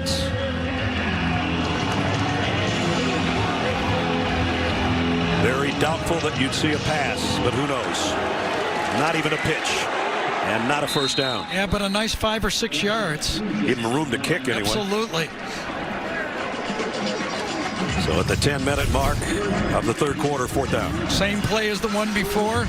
Just go right behind your fullback McCoy that time and just get what you can get and make room, as Brad said, for the punter. And that's not good, as Diego Fago, leading tackler, limping off. Zach Harding deep in his own end zone to kick. And this one flies out of bounds around midfield. That's a really good turnover on the field right there for this Army team. Remember, they had the ball in the half-yard line, and they give it back at the 45. That's a win. Diego Fago got hit right there by the lead back on that last play, and Brad said he limped off. College football on CBS. The Army-Navy game presented by USAA is sponsored by Navy Federal Credit Union, Jersey Mike Subs, and by Verizon. 9:34 remaining 3rd quarter as we check in with Jamie down on the field. Similar to what Jeff Monken told me going into the half, Navy coach Ken Niumatalolo said that both his offensive and defensive coordinators will be on the field with him for the remainder of the game. During that last series, Billy Honecker actually had a couple ankle issues, but he stayed on the field during that drive. Let's remind ourselves what he is playing for, wearing that number 68. His teammate that he lost tragically at the end of February, David Forney, from cardiac arrest. His number had not been worn all season long. But Billy is on the offensive line playing David's position and wearing that number 68 today. David's brother actually texted Billy and said it feels like there's a sixth lineman on the field today. Yeah, he won't come out unless something breaks, I think. At the 45. Good field position, but a heck of a punt, by the way, by Harding. Here's a pass, upcoming, going deep. Man out there and out of bounds again. That's the second time our line has thrown it out of bounds. Let's take you back to the 3rd and 4th downs when Army held, and we see it from our AT&T 5G pylon cam, Gary. Well, of course we see it because they're under the clouds and everything on this one. One of them from the left side, just on the 3rd down play, and on the 4th down play, looks like he has an opportunity, but hit right in the mouth. If you wondered about that drive that came up empty, 6 plays, 74 yards, 73 of it by Xavier Arline on the ground, and yet after 3.5 minutes, 0 points thanks to that guy. Yeah, but for the game now, the quarterback has rushed for more than 100 yards. That is great news for Navy. I think we had some motion on the offensive line. Looks like a false start on Navy. Offense, number 66. 5-yard penalty. Remains 2nd down. Think about this Navy offense for years and years and years under Ken Niumatalolo. It's been the quarterback driven with yards. This year for the season, the quarterback position has rushed for less than 200 yards on the season. Really? They have not gotten anything out of the triple option. How do you run a triple option without a quarterback? It has not worked. And you know, our line had 60 of those in the loss to Tulsa, and he's got most of the yards today. So that's a lot on number 7's plate. Here he is from behind, number 7, with Nelson Smith with him. And it's Smith with a call.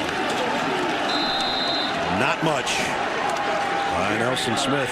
Here's what Gary is alluding to. Malcolm Perry last year had 304 yards rushing just in the game we did, and over 2,021 touchdowns. And then this year, whole different story, man. And Malcolm Perry's playing for the Dolphins. So. And when we mentioned Coach Niumatalolo on our call about the quarterback position, I said, you know, in this game, Coach, when I watch this game, I know it's about blocking, tackling linebackers, but it seems like whoever's the best running quarterback wins. Bradshaw, Keenan Renner. He goes, absolutely. That's the way these offenses work. Well, our line's got the good numbers, including the 63-yarder that got him close, but didn't get him in. And now it's 3rd down and 14.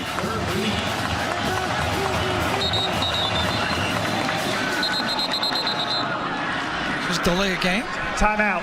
Oh, they had to take one. And they've got to take their second timeout. They beat it just before that because the flag was thrown, but they've called the timeout prior.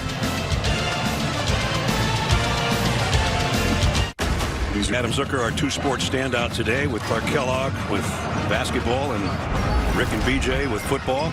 It's our GMC game changer. And the game changer here is if you run the triple option as your offense, you know how to stop the triple option. If there's not a special player on the other side, both of these defenses, with their stunts and their familiarity with what goes on and their grit down there near the goal line, as we said in the open, every inch is going to count in this football game. And it was inches short on that stop that prevented Navy from scoring a touchdown. Yeah, 3rd and long here. But do they have that quarterback draw maybe again? Because I can't see the throwing the ball here. Well, they're going to, or try. Our line zips it and in and out of the hands of the intended receiver, Mark Walker. Yeah, see, that's the danger, though. If you're going to throw short of the down marker, you're not going to pick up the first down, and you're putting yourself at risk in this drop back. No one even close to being open, but if you make a mistake, it could be deadly. Should have been caught, actually, but I know it's a tough day, and you don't see a lot of balls coming your way as a wide receiver in this offense, but that was catchable. And that's another punt. Both Zach Harding and Daniel Davies have been busy today. Tyrell Robinson waits on the other end of Davies' kick, and he lets it bounce and gets out of the way. And it'll roll dead at about the 14-yard line. Monday night, our favorite neighbors are back. Cedric the Entertainer and Max Greenfield star in a new neighborhood. Monday at 8, 7 Central, or watch on demand or stream anytime.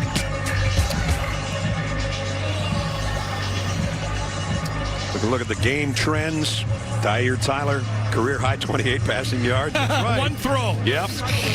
Army goal line stand was a thing of beauty. We showed you that just moments ago. And the 3 combined first half points, the fewest in 11 years.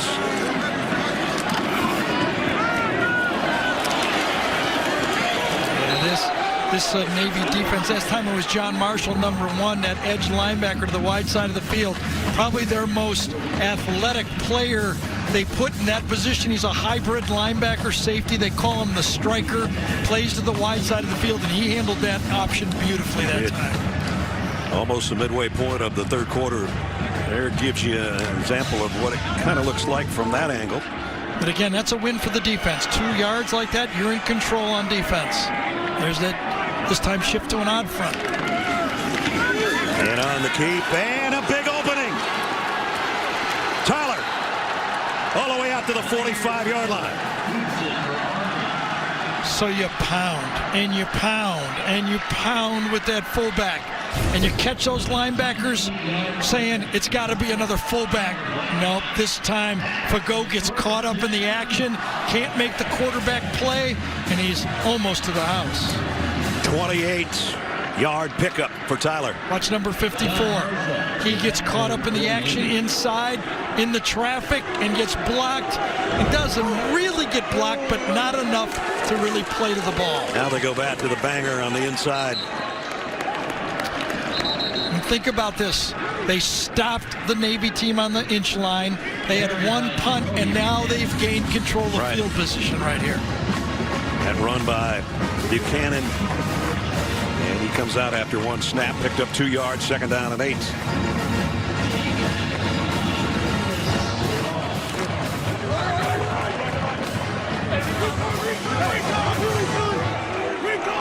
This time, Tyler in the gun. On the pitch, haven't seen many of these today, and maybe that's why. A loss of 2, and Marshall again made the play. Again, everybody's got an assignment, and the safety number 7 and number 1, Marshall, both do their assignment. Marshall forces the pitch, and number 7, Brennan, comes up and takes the pitch man. That's called assignment football, and when you do it for year after year, after practice, you know what you're doing. A 3rd down and long situation again for the Black Knights. Defensive coordinator Brian Newberry said we back the fundamentals in that big layoff, and we're playing our best defense of the year. Again, they'll try to get to the edge. A good block on the corner. And a good tackle afterwards. Brandon Walters on the carry. That time it was Mitch West who made the play. I think McMorris somewhat halfway slips on the block, and then Michael West comes up and makes it the tackle, a clean, perfect tackle. Here's your 4th down and 2. I think that even though Army is built on analytics and they say 4th and 2, you should go for it, scores 3-0. Yeah, going to play field position. Exactly. Again. That's when the analytics don't mean much. Chance Warren waiting on the kick. If he can see it, he's doing a great job. Let it go, and it goes down to the 6-yard line. So in one series, this Army football team turned the ball from their own 1-inch line to the Navy, 7-8-yard line? And you saw Jeff Bunkin hugging his punter. You don't see that very often, do you? Zach Harding, great kick, and he's still getting roughed up over there on the sideline. To tell you the truth, in 3-0 games, you might see it a lot. 4:58 remaining in the 3rd. Friday at 7 Eastern over on CBS Sports Network. We'll crown a champion for Conference USA as the East Division champ battles the West Division champ for this year's title. You can catch it all on the 24-hour home of CBS Sports.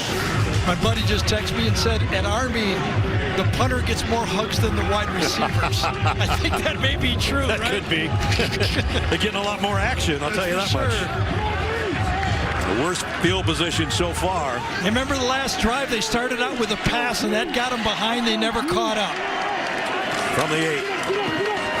And a big hit in the backfield, and down goes Carruthers in a hurry. John Radigan, the inside linebacker, their leading tackler. For years, number 47 had to wait his turn. He was playing behind a pretty good football player, Brad, Cole Christensen. Yeah. Now activated and playing for the Los Angeles Chargers. I almost did that. Well, he's a semifinalist, Radigan, for the Bednarik Award, which is one of the top defensive player awards. So he had to wait his turn, and then he was asked, what did you learn in those 3 years? And he said, humility and toughness to wait my turn. Quarterback keeper all the way, trying to get to the corner is Arline. They'll bring up third down. Chance Warren was the guy trying to lead the way, blocking for him. 3rd and 4 coming up.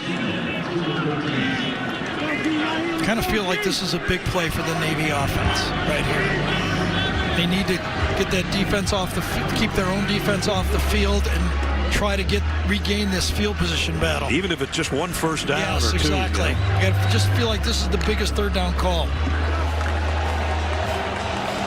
They're going to go shotgun.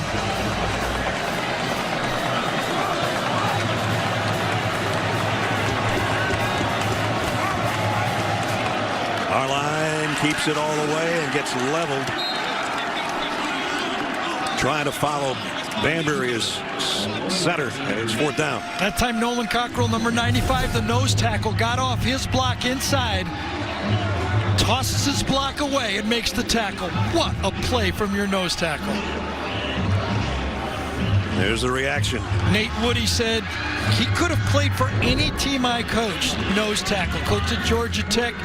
Probably our best player, very strong upper body.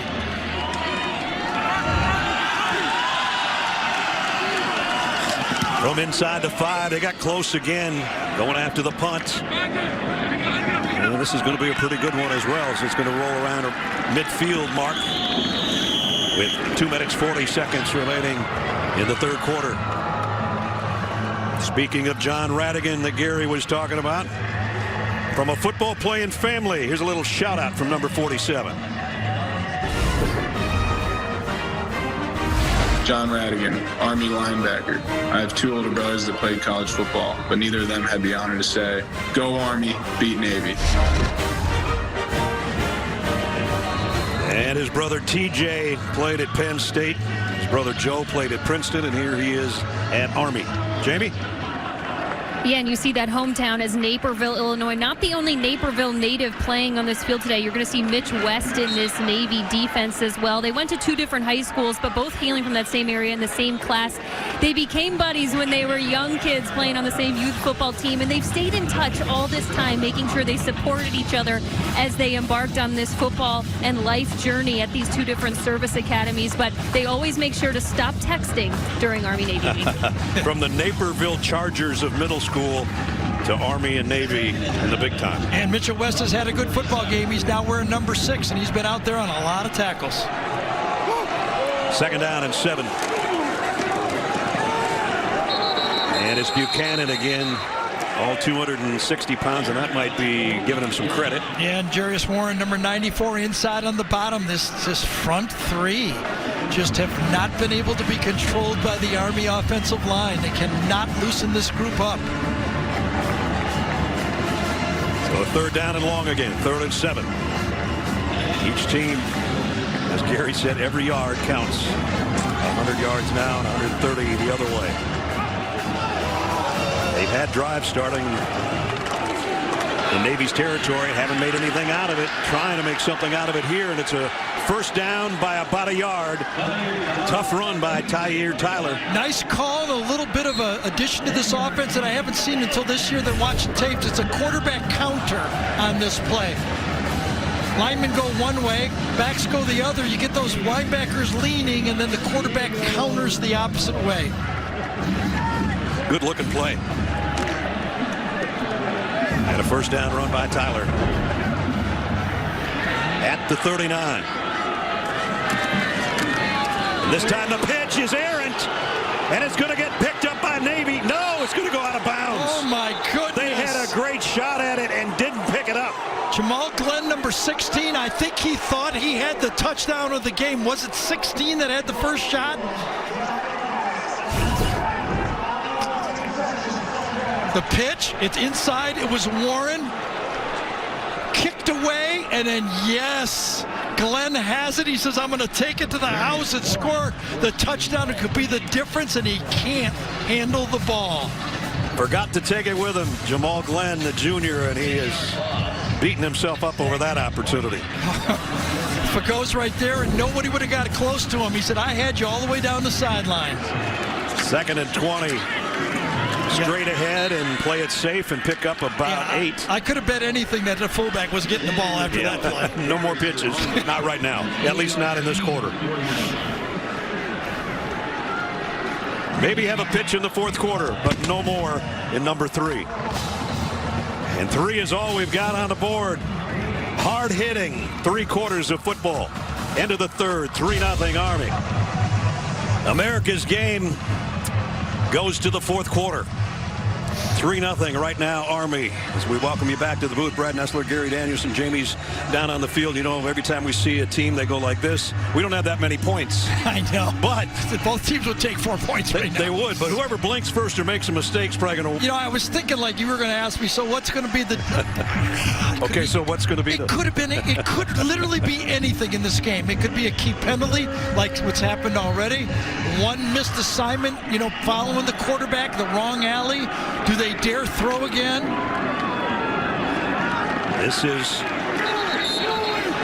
Tyler on the carry. And right now, it's one tackle that saved a touchdown by Cedric Cunningham, number 22. Remember this play on the long run by our line.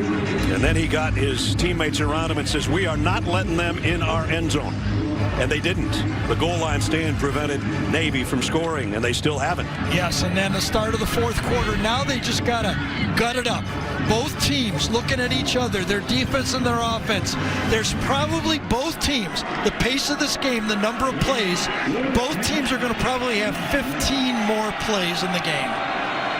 They work all year, and now they know it's down to about a half an hour to see who's going to win in the 121st edition.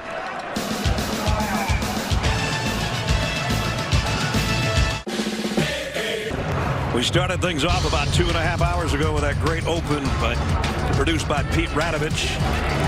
And then we started to air it out. There's the throw of the day so far, and a career high on that pass play of 28 yards.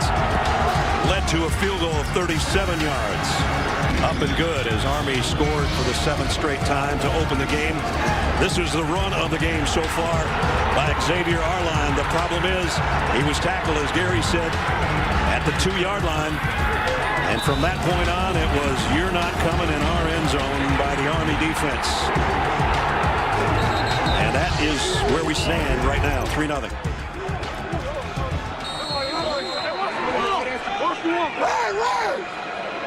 And another punt as well by Zach Harding. He's going to boot it to the far side, try to knock it out over around the 10. I think it's going to go out closer to the 15 or more. And that's where they stop. Got it. Nailed it. 15 right on the toe. So 14-10 remaining. Well, from today in the afternoon to next Saturday in prime time, we'll take you to Atlanta, Mercedes-Benz Stadium. Top-ranked Alabama, number 6 Florida. It's the SEC championship. And 2 of the best to play their position. We're going to see a little different quarterbacking next week. Yeah, I would say that we're going to have more than one completion for 28 yards. Mac Jones, that's a Kyle fight. Trask. It's a fight for everything, right? It might be a Heisman fight. It might be a fight to the playoff. It could be a lot of things. It'll be exciting as always. Hope you join us next Saturday night.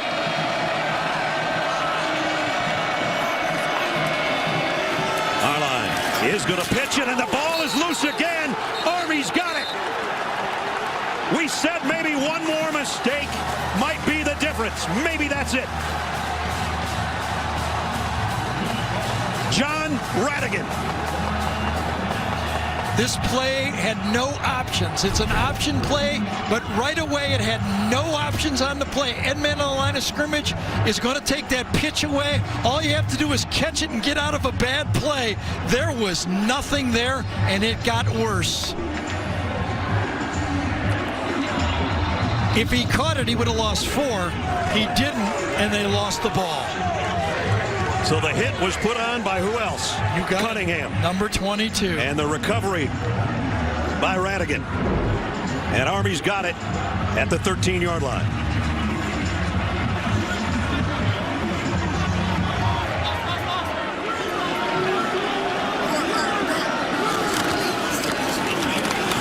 Just a keeper straight ahead for Tyler. Maybe to the 10.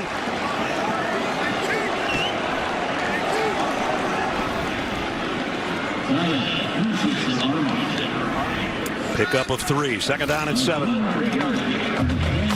Their red zone trips, 71%. One of the best in the country. Yeah, it seems like all the stats from the past don't really count today, do they? No, they don't. Both coaches told us that. Records, stats, forget it. It's Army-Navy. Tyler again in the gun. And again follows his fullback, and he's inside the 5. That was pretty. Brent Davis dialed up one on that one. You fake to the fullback, then you follow the running back behind it. This was just ISO from shotgun. 2 backs, and you file both of them. And boy, what a good job inside by Terrell Robinson. The littlest guy in the field comes in and makes a block. It wasn't the fullback. It was a wing guy. It was. Here Tyler says, feed me. Feed me. We'll see if he takes it again. You love that. Your little 165-pound slot back is leading your quarterback on the ISO. Third down and a yard. They can get a first down at the 2.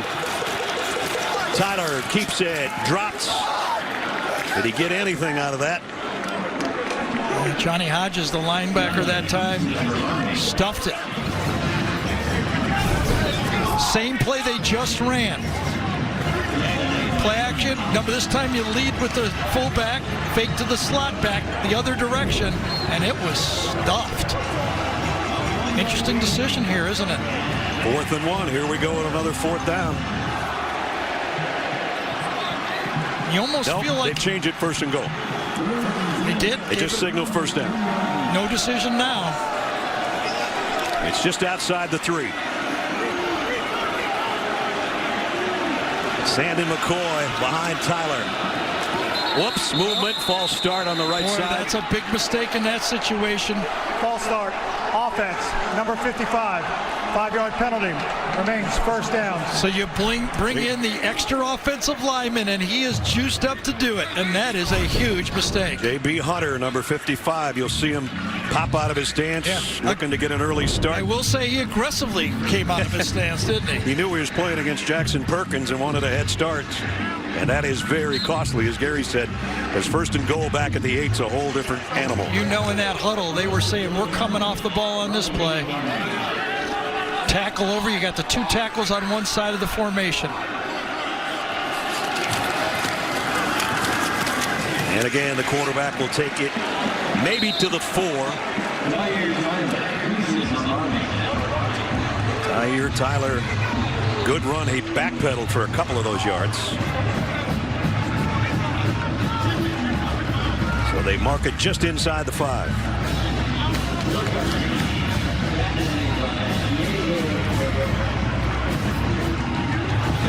They bring in Cade Barnard, number 40.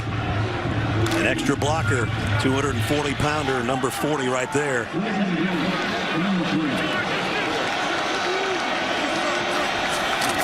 Tyler straight off the right side and into the end zone. Touchdown, Army.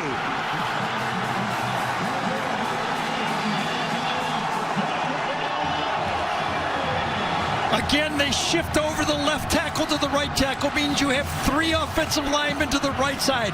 Both of your tackles are to the right side. Right over there, there's your strength. And on the shotgun, that's where he goes, behind those 3 guys, leads out, and you actually pull the backside guard. You actually have 4 linemen to the right side because he followed Mike Johnson pulling around the corner, and that's the power they needed to get it in the end zone. AT&T Pilot Cam, as you see the touchdown, and now the extra point upcoming. Up and good. They didn't have to go far after the fumble recovery by Radigan. And remember, Navy had the fumble opportunity, tried to scoop and score. Army has the fumble opportunity, They make the play. It's the little things that always matter. And 5 plays and 13 yards later, Tyler, who said, feed me, feeds himself. Touchdown, Army. They're up 10-0. This holiday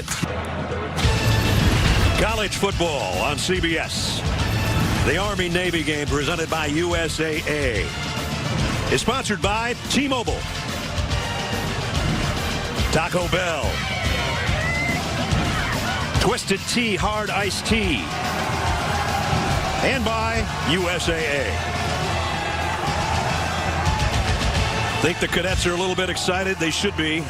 Their team just scored against Navy for the first time ever here at Mikey Stadium. Now, they only played 3 other games, but they got a touchdown on a 4-yard run by the quarterback.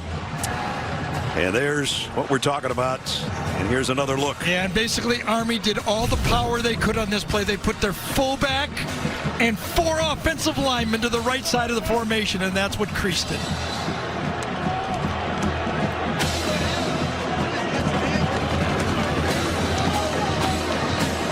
Finally pay dirt for the Black Knights. 10-0 lead. Both those fumbles happened, within 10 yards of each other. Same side of the field, inside the, 35, 40-yard line right there. Just a little scoop. One team, I don't blame them trying to scoop and score. No, I don't either. That looked like a sure scoop and score. Salyer's kickoff. And fair catch called for at the goal line. Brad, Navy has run 33 plays in 3+ quarters. Now they have to score. They got their 2 possessions behind. Right. Now they have to step it up. I even wonder if they think about maybe going Dalen Morris, their passing quarterback. He came in that second game of the year against Tulane and threw the ball around. Can they come back without throwing the ball? Yeah, you don't want 3 more punts than you have first downs in the game. Don't forget, later in the game, before we're done, the play of the game presented by Jersey Mike Subs. 25-yard line.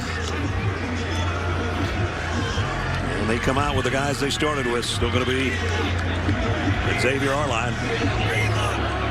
But now it's desperation time, as Gary said. They're 10 down, 11 to go. Yeah, you're playing the clock and Army right now, even though there's, 11 minutes to go. Yeah. They are going to try to throw on first down. No, they won't. Arline will take off and got about 5. I think the pass offense in this game is, Xavier, if the guy's not wide open, stay back there, look for a crease, just like Malcolm Perry did, and try to get some yardage. He's not going to get 300 yards like Perry did, but get us some positive yards, which he did. He had a 63-yarder earlier that ended up just short of the goal line. And that led to the Army goal line stand. Arline, bad snap. It's going to be picked up by Warren in the backfield. He'll just take a knee. Wait, that's just the 3rd different possession, whether it's been a penalty or this time it's a bad snap. And unless this penalty's on Army, it's going to be behind the chains again. Lucky that Warren was at least there. They've made mistakes and cost them in their offense. Chop block, offense, number 67 and 62. That penalty will be declined. 3rd down. They'll decline the penalty because of the lost yardage.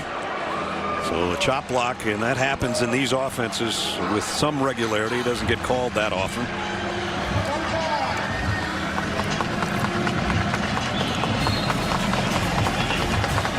So a couple of miscues by Navy here in the last 5 minutes has turned things in Army's favor.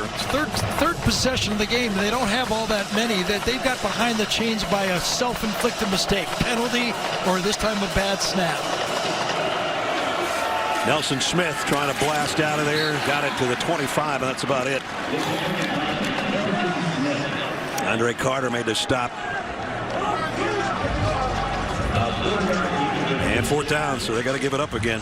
Yeah, and now it's a real danger point because you're in the danger area of Army putting together 3 or 4 first downs. Yeah, it could run out the clock. Yeah. I remember Navy's only got 1 timeout left. Daniel Davies to punt again. Army's not going to try to block this one. They got the return on. And dropped. Robinson got back on top of it, though. at about the 41-yard line. And we got a little pushing and shoving going on again. A little brotherly love out there. A little brotherly argument. There is a flag down. Fielded by Tiger Tyler. Flag on the play. Dwayne Hyatt with the call. Curling on the field. His Army recovered the ball. Be first down. After the play was over, personal foul, number 49, kicking team. That 15-yard penalty will be added on to the end of the recovery. First down. Oh, Kyle Gibbs, the long snapper. That's not going to help the cause any. No, and this was so far beyond the whistle that they had to call it. I mean, it's not a vicious spear, but Robinson was down for 3 or 4 seconds on the play, and then you hit him when he's almost ready to get up on the play. Got to call it. Cost him 15.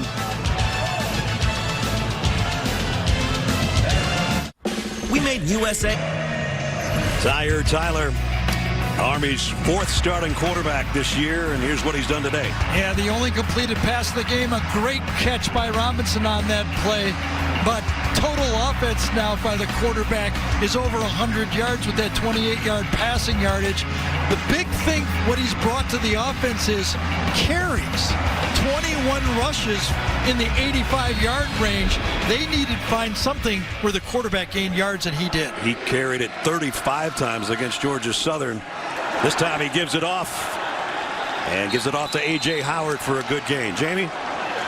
Let's appreciate what Tyre Tyler has gone through to become the quarterback of this team. Started the season with a severe injury. Jeff Munkin told me that he burst a bursa sac in his knee. It swelled up so big they had to drain it a couple of times. It wasn't until late October he emerged as a quarterback. In those first couple games, actually, offensive coordinator Brent Davis was brought down on the field to make sure he communicated with the young quarterback early and often enough in that game. And, of course, Davis brought down on the field in the second half of this game.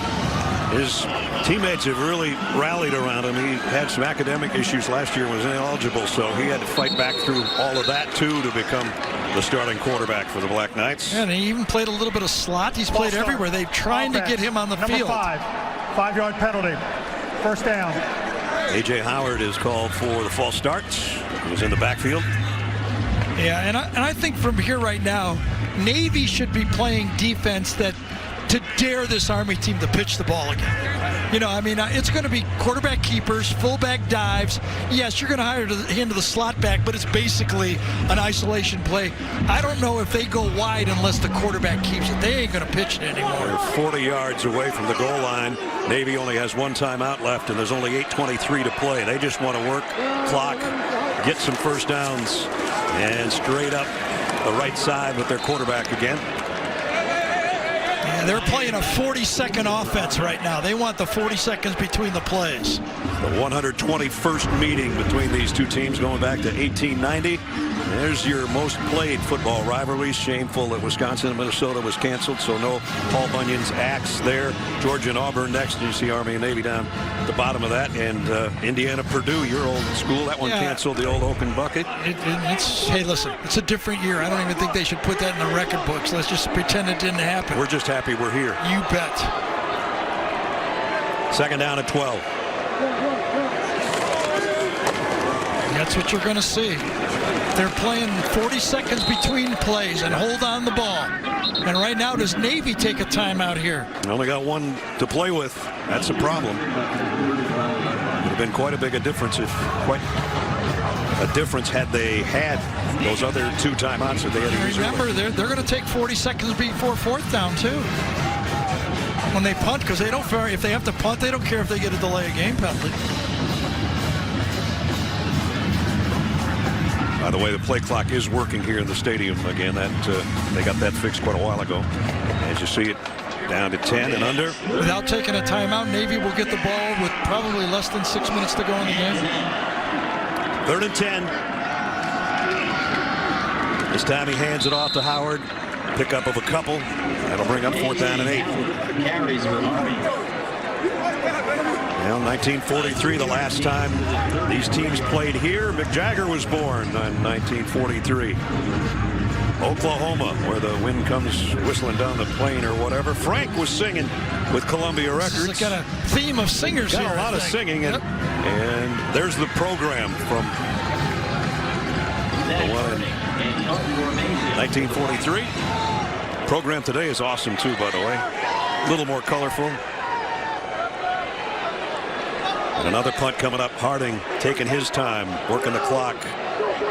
Not even take it all the way down. No, they get the snap with 1 second. And that one bounces around the 14-yard line, I think is where they spot it. And just as we thought, counting backwards, you're playing 40 seconds. They're going to get it back, Navy, under 6 minutes to go. You're right on it. 6 seconds difference. But a long way to go and a short time to get there if you're a Navy fan.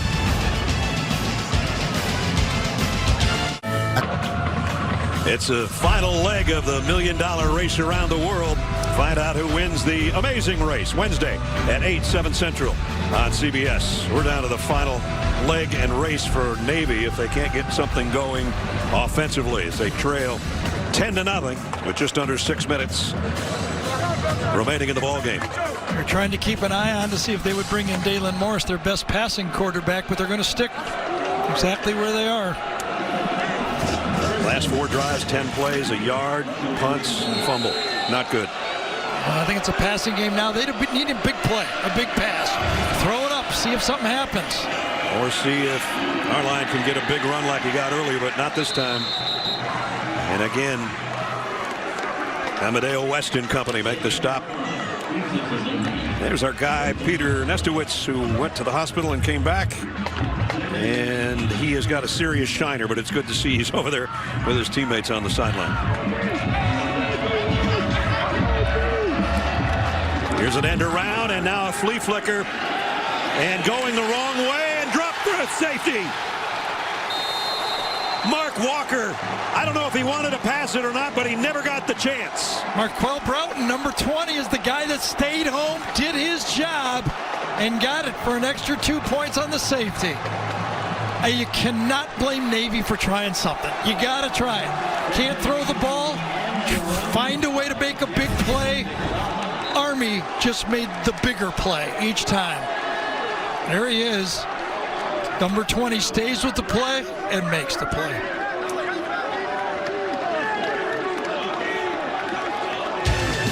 Tried to come up with a big play, and it ends up being a 2-point play for Army.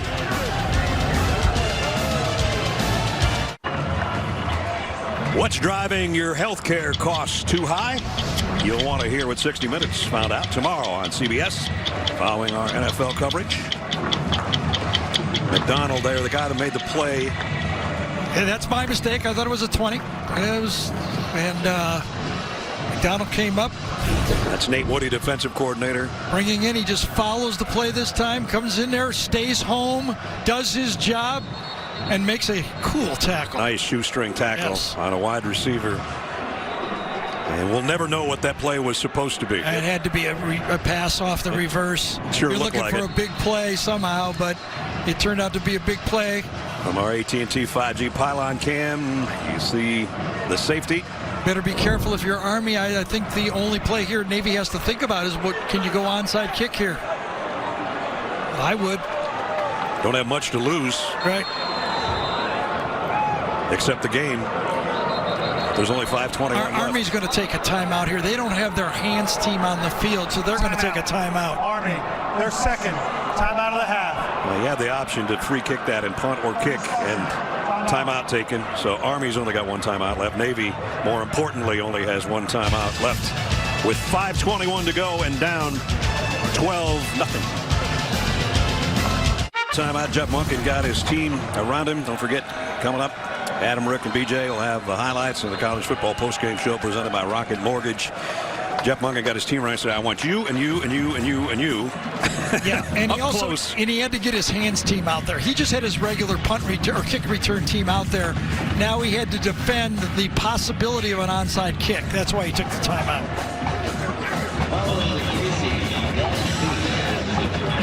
And I think if you're down 12 with this amount of time left, only 1 timeout, you got to try an onside kick here.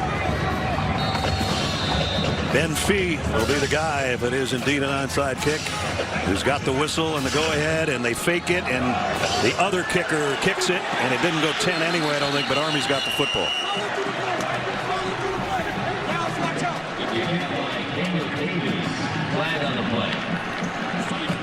flag because I don't think here's a call. Didn't go 10 yards. Offside, kicking team, number 13. The ruling on the field is the ball was recovered by Army. The 5-yard penalty will be added on to the end of the recovery. First down. And the offside was on when one kicker going one way, one the other way, and then everybody is offside by that far. They tried what they could, came up empty on that. The captain, number 52, Mr. West, is looking out. He's in his 5th year of playing because of the injury. They granted him an extra year. In what, 3 more weeks, he will leave West Point, enter the rest of his career. Tyler inside the 20. Key plays in this game. Well, early there was the pass, but late the goal line stand, and then the 2 fumbles. The one that Army had, that a possible super score to make it a 7-3 game, and the Navy does it, and Army says, we're going to just fall on this baby, and that led to the touchdown for Army. And here is that touchdown from 4 yards out by Tyler. Only touchdown of the game, a field goal and a safety, and 12-0. As Tyler's getting close to 100 yards on the ground, and he'll keep it again. I hope he's not getting sore, because he might be keeping the rest of them. Tyler on the keeper. Maybe just one timeout remaining. Last time holding the Mids without a score, 1969.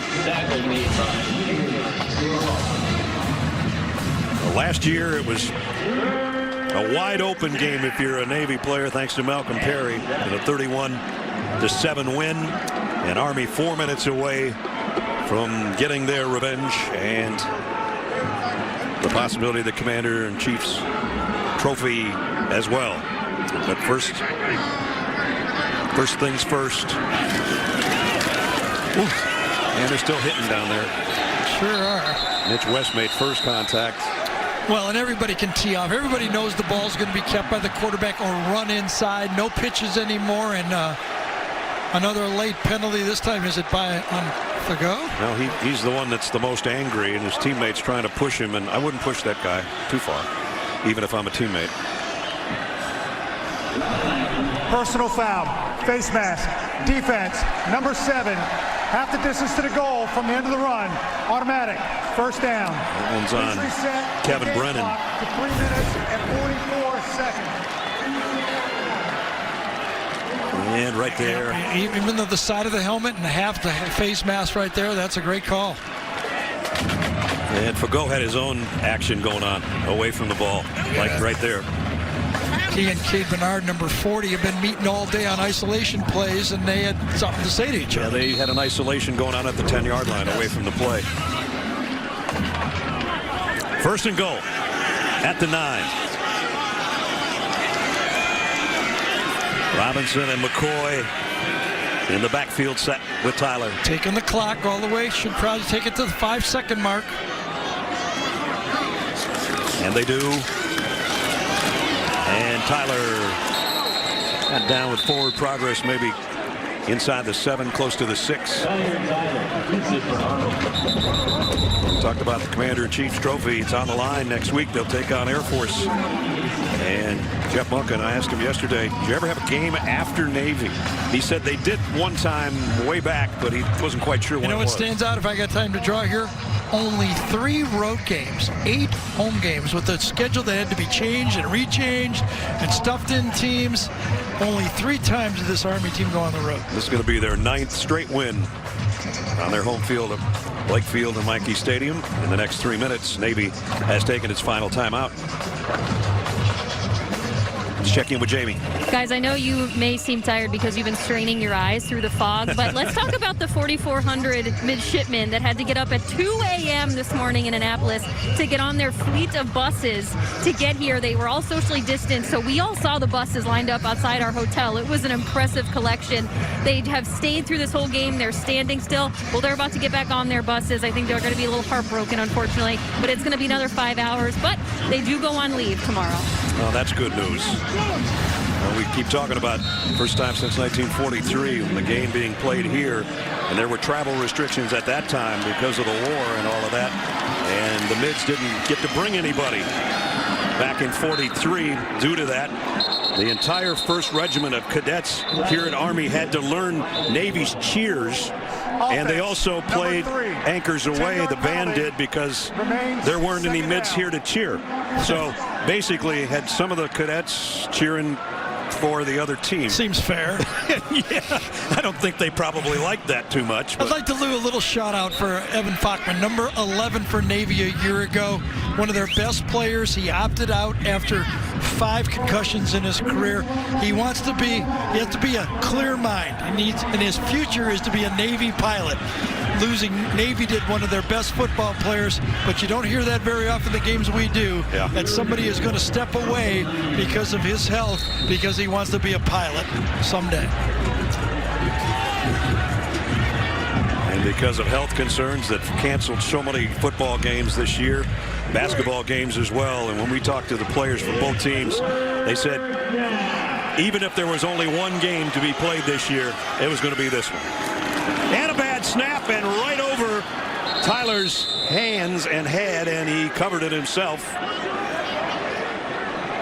That one came right into your living room from that angle. Did. I was thinking about trying to catch that. And it was so hard, too. I mean, that baby was coming back. That had juice on it. Whoa! What are we doing? We're going the wrong way.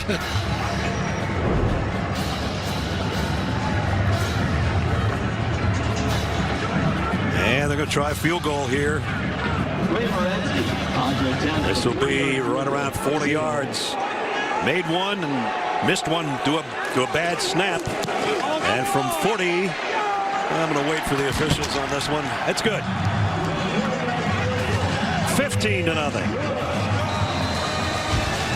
Army en route to the win over Navy.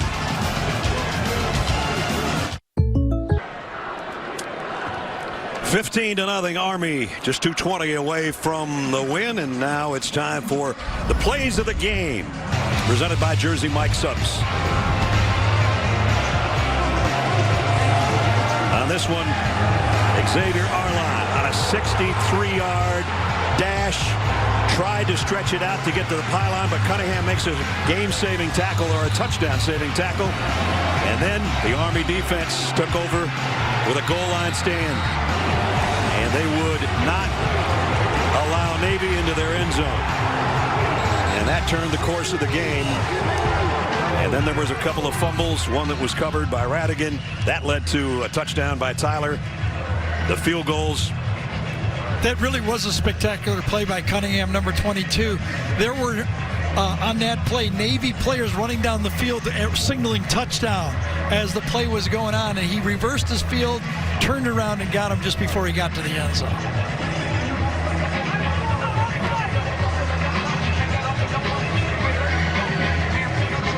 Landon Salyer set to kick for Army. Jeff Warren and Myers Bell deep for Navy. Well, the celebration will be here in West Point tonight. I don't know how much they let them celebrate, but They got their phone lights on, and that's about the only thing we can see, right? yeah, Salyers to kick off.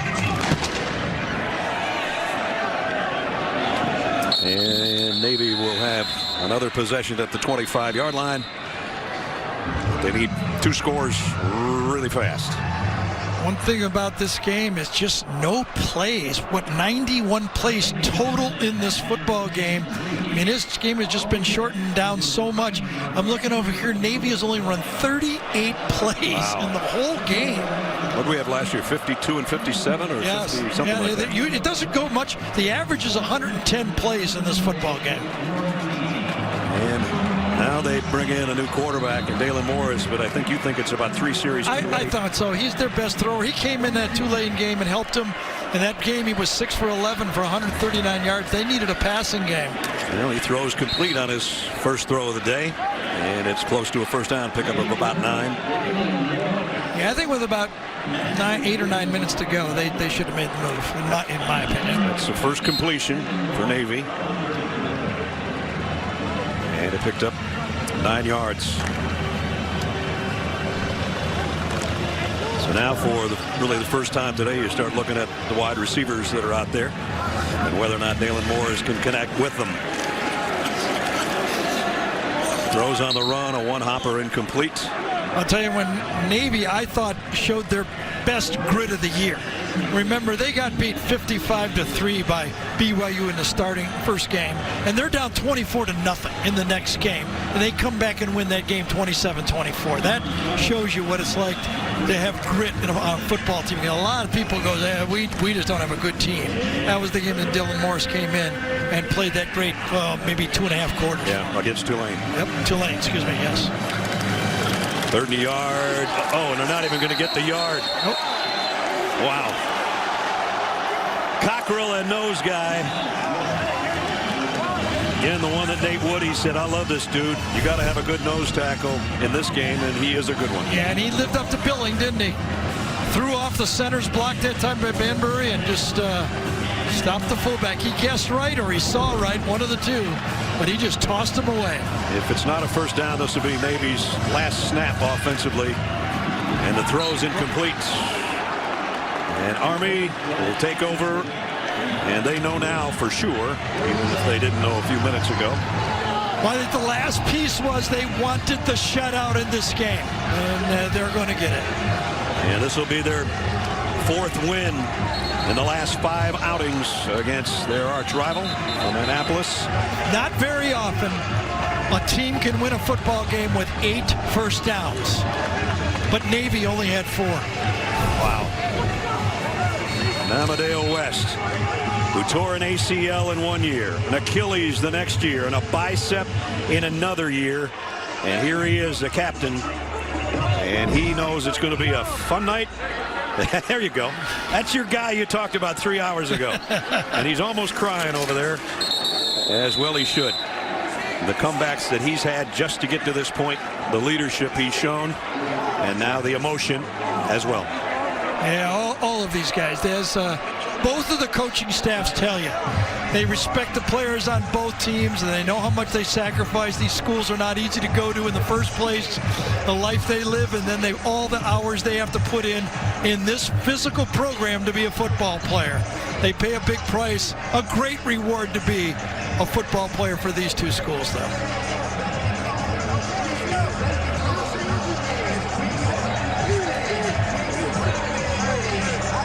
It'll only take another knee.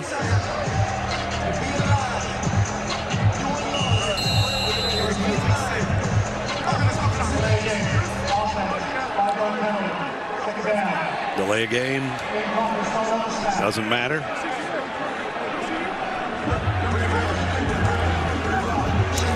Tyher Tyler. First start of his career was their last game. In his second start, he's going to beat Navy. He and his team, I should say. But he's a huge part of it.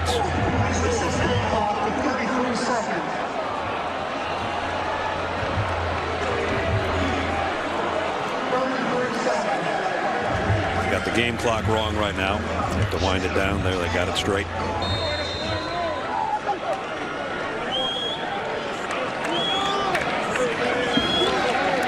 Victory formation and victory on their home field for Army.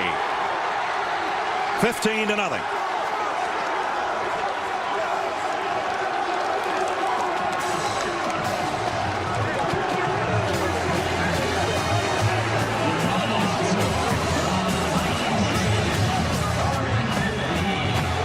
Little scuffle going on, and that's not what we need right now. That's what 5 seconds. That's what I was trying to say. There's intensity about your home field right here. You can feel it. The Army did not want to see Navy on their home field celebrating. Is the chippiest of the games that I've done. And cooler heads have prevailed. There's the two quarterbacks who ran the show today.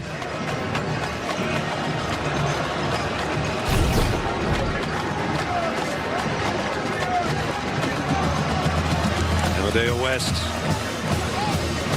and his teammates with the celebration. A 0. Held them to a 0. That's what they're saying. And the two coaches, longtime friends, with the hug at midfield. And the quarterback, one of the heroes today for the Wolfhounds, the Black Knights of Army. And as I said, brothers, except for 3 hours here in December. And that hug was Cody Worley, his quarterback coach, and he's had a long year training all the different quarterbacks. First-year quarterback coach for Army, and he's gone through a lot. So kind of a long walk for the midshipmen.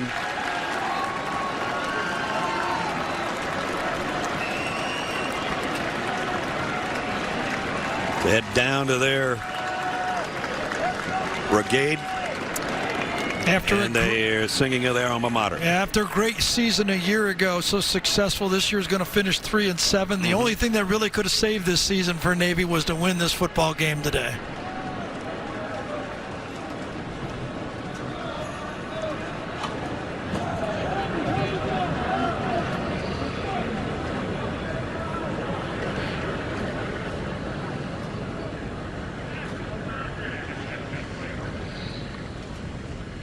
Ladies and gentlemen, at this time we ask that you please rise for the playing of Navy Blue and Gold.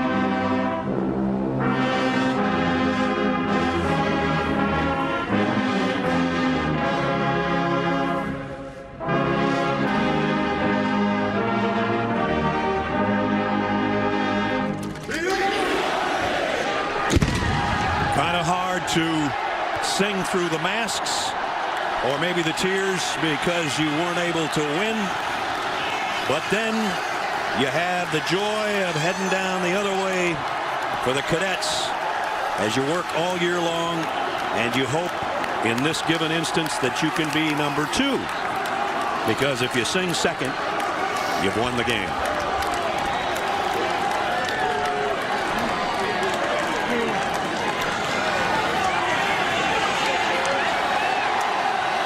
And now the Army alma mater. This one will be a little bit louder. Yeah, I don't think they're going to feel the masks down on this side.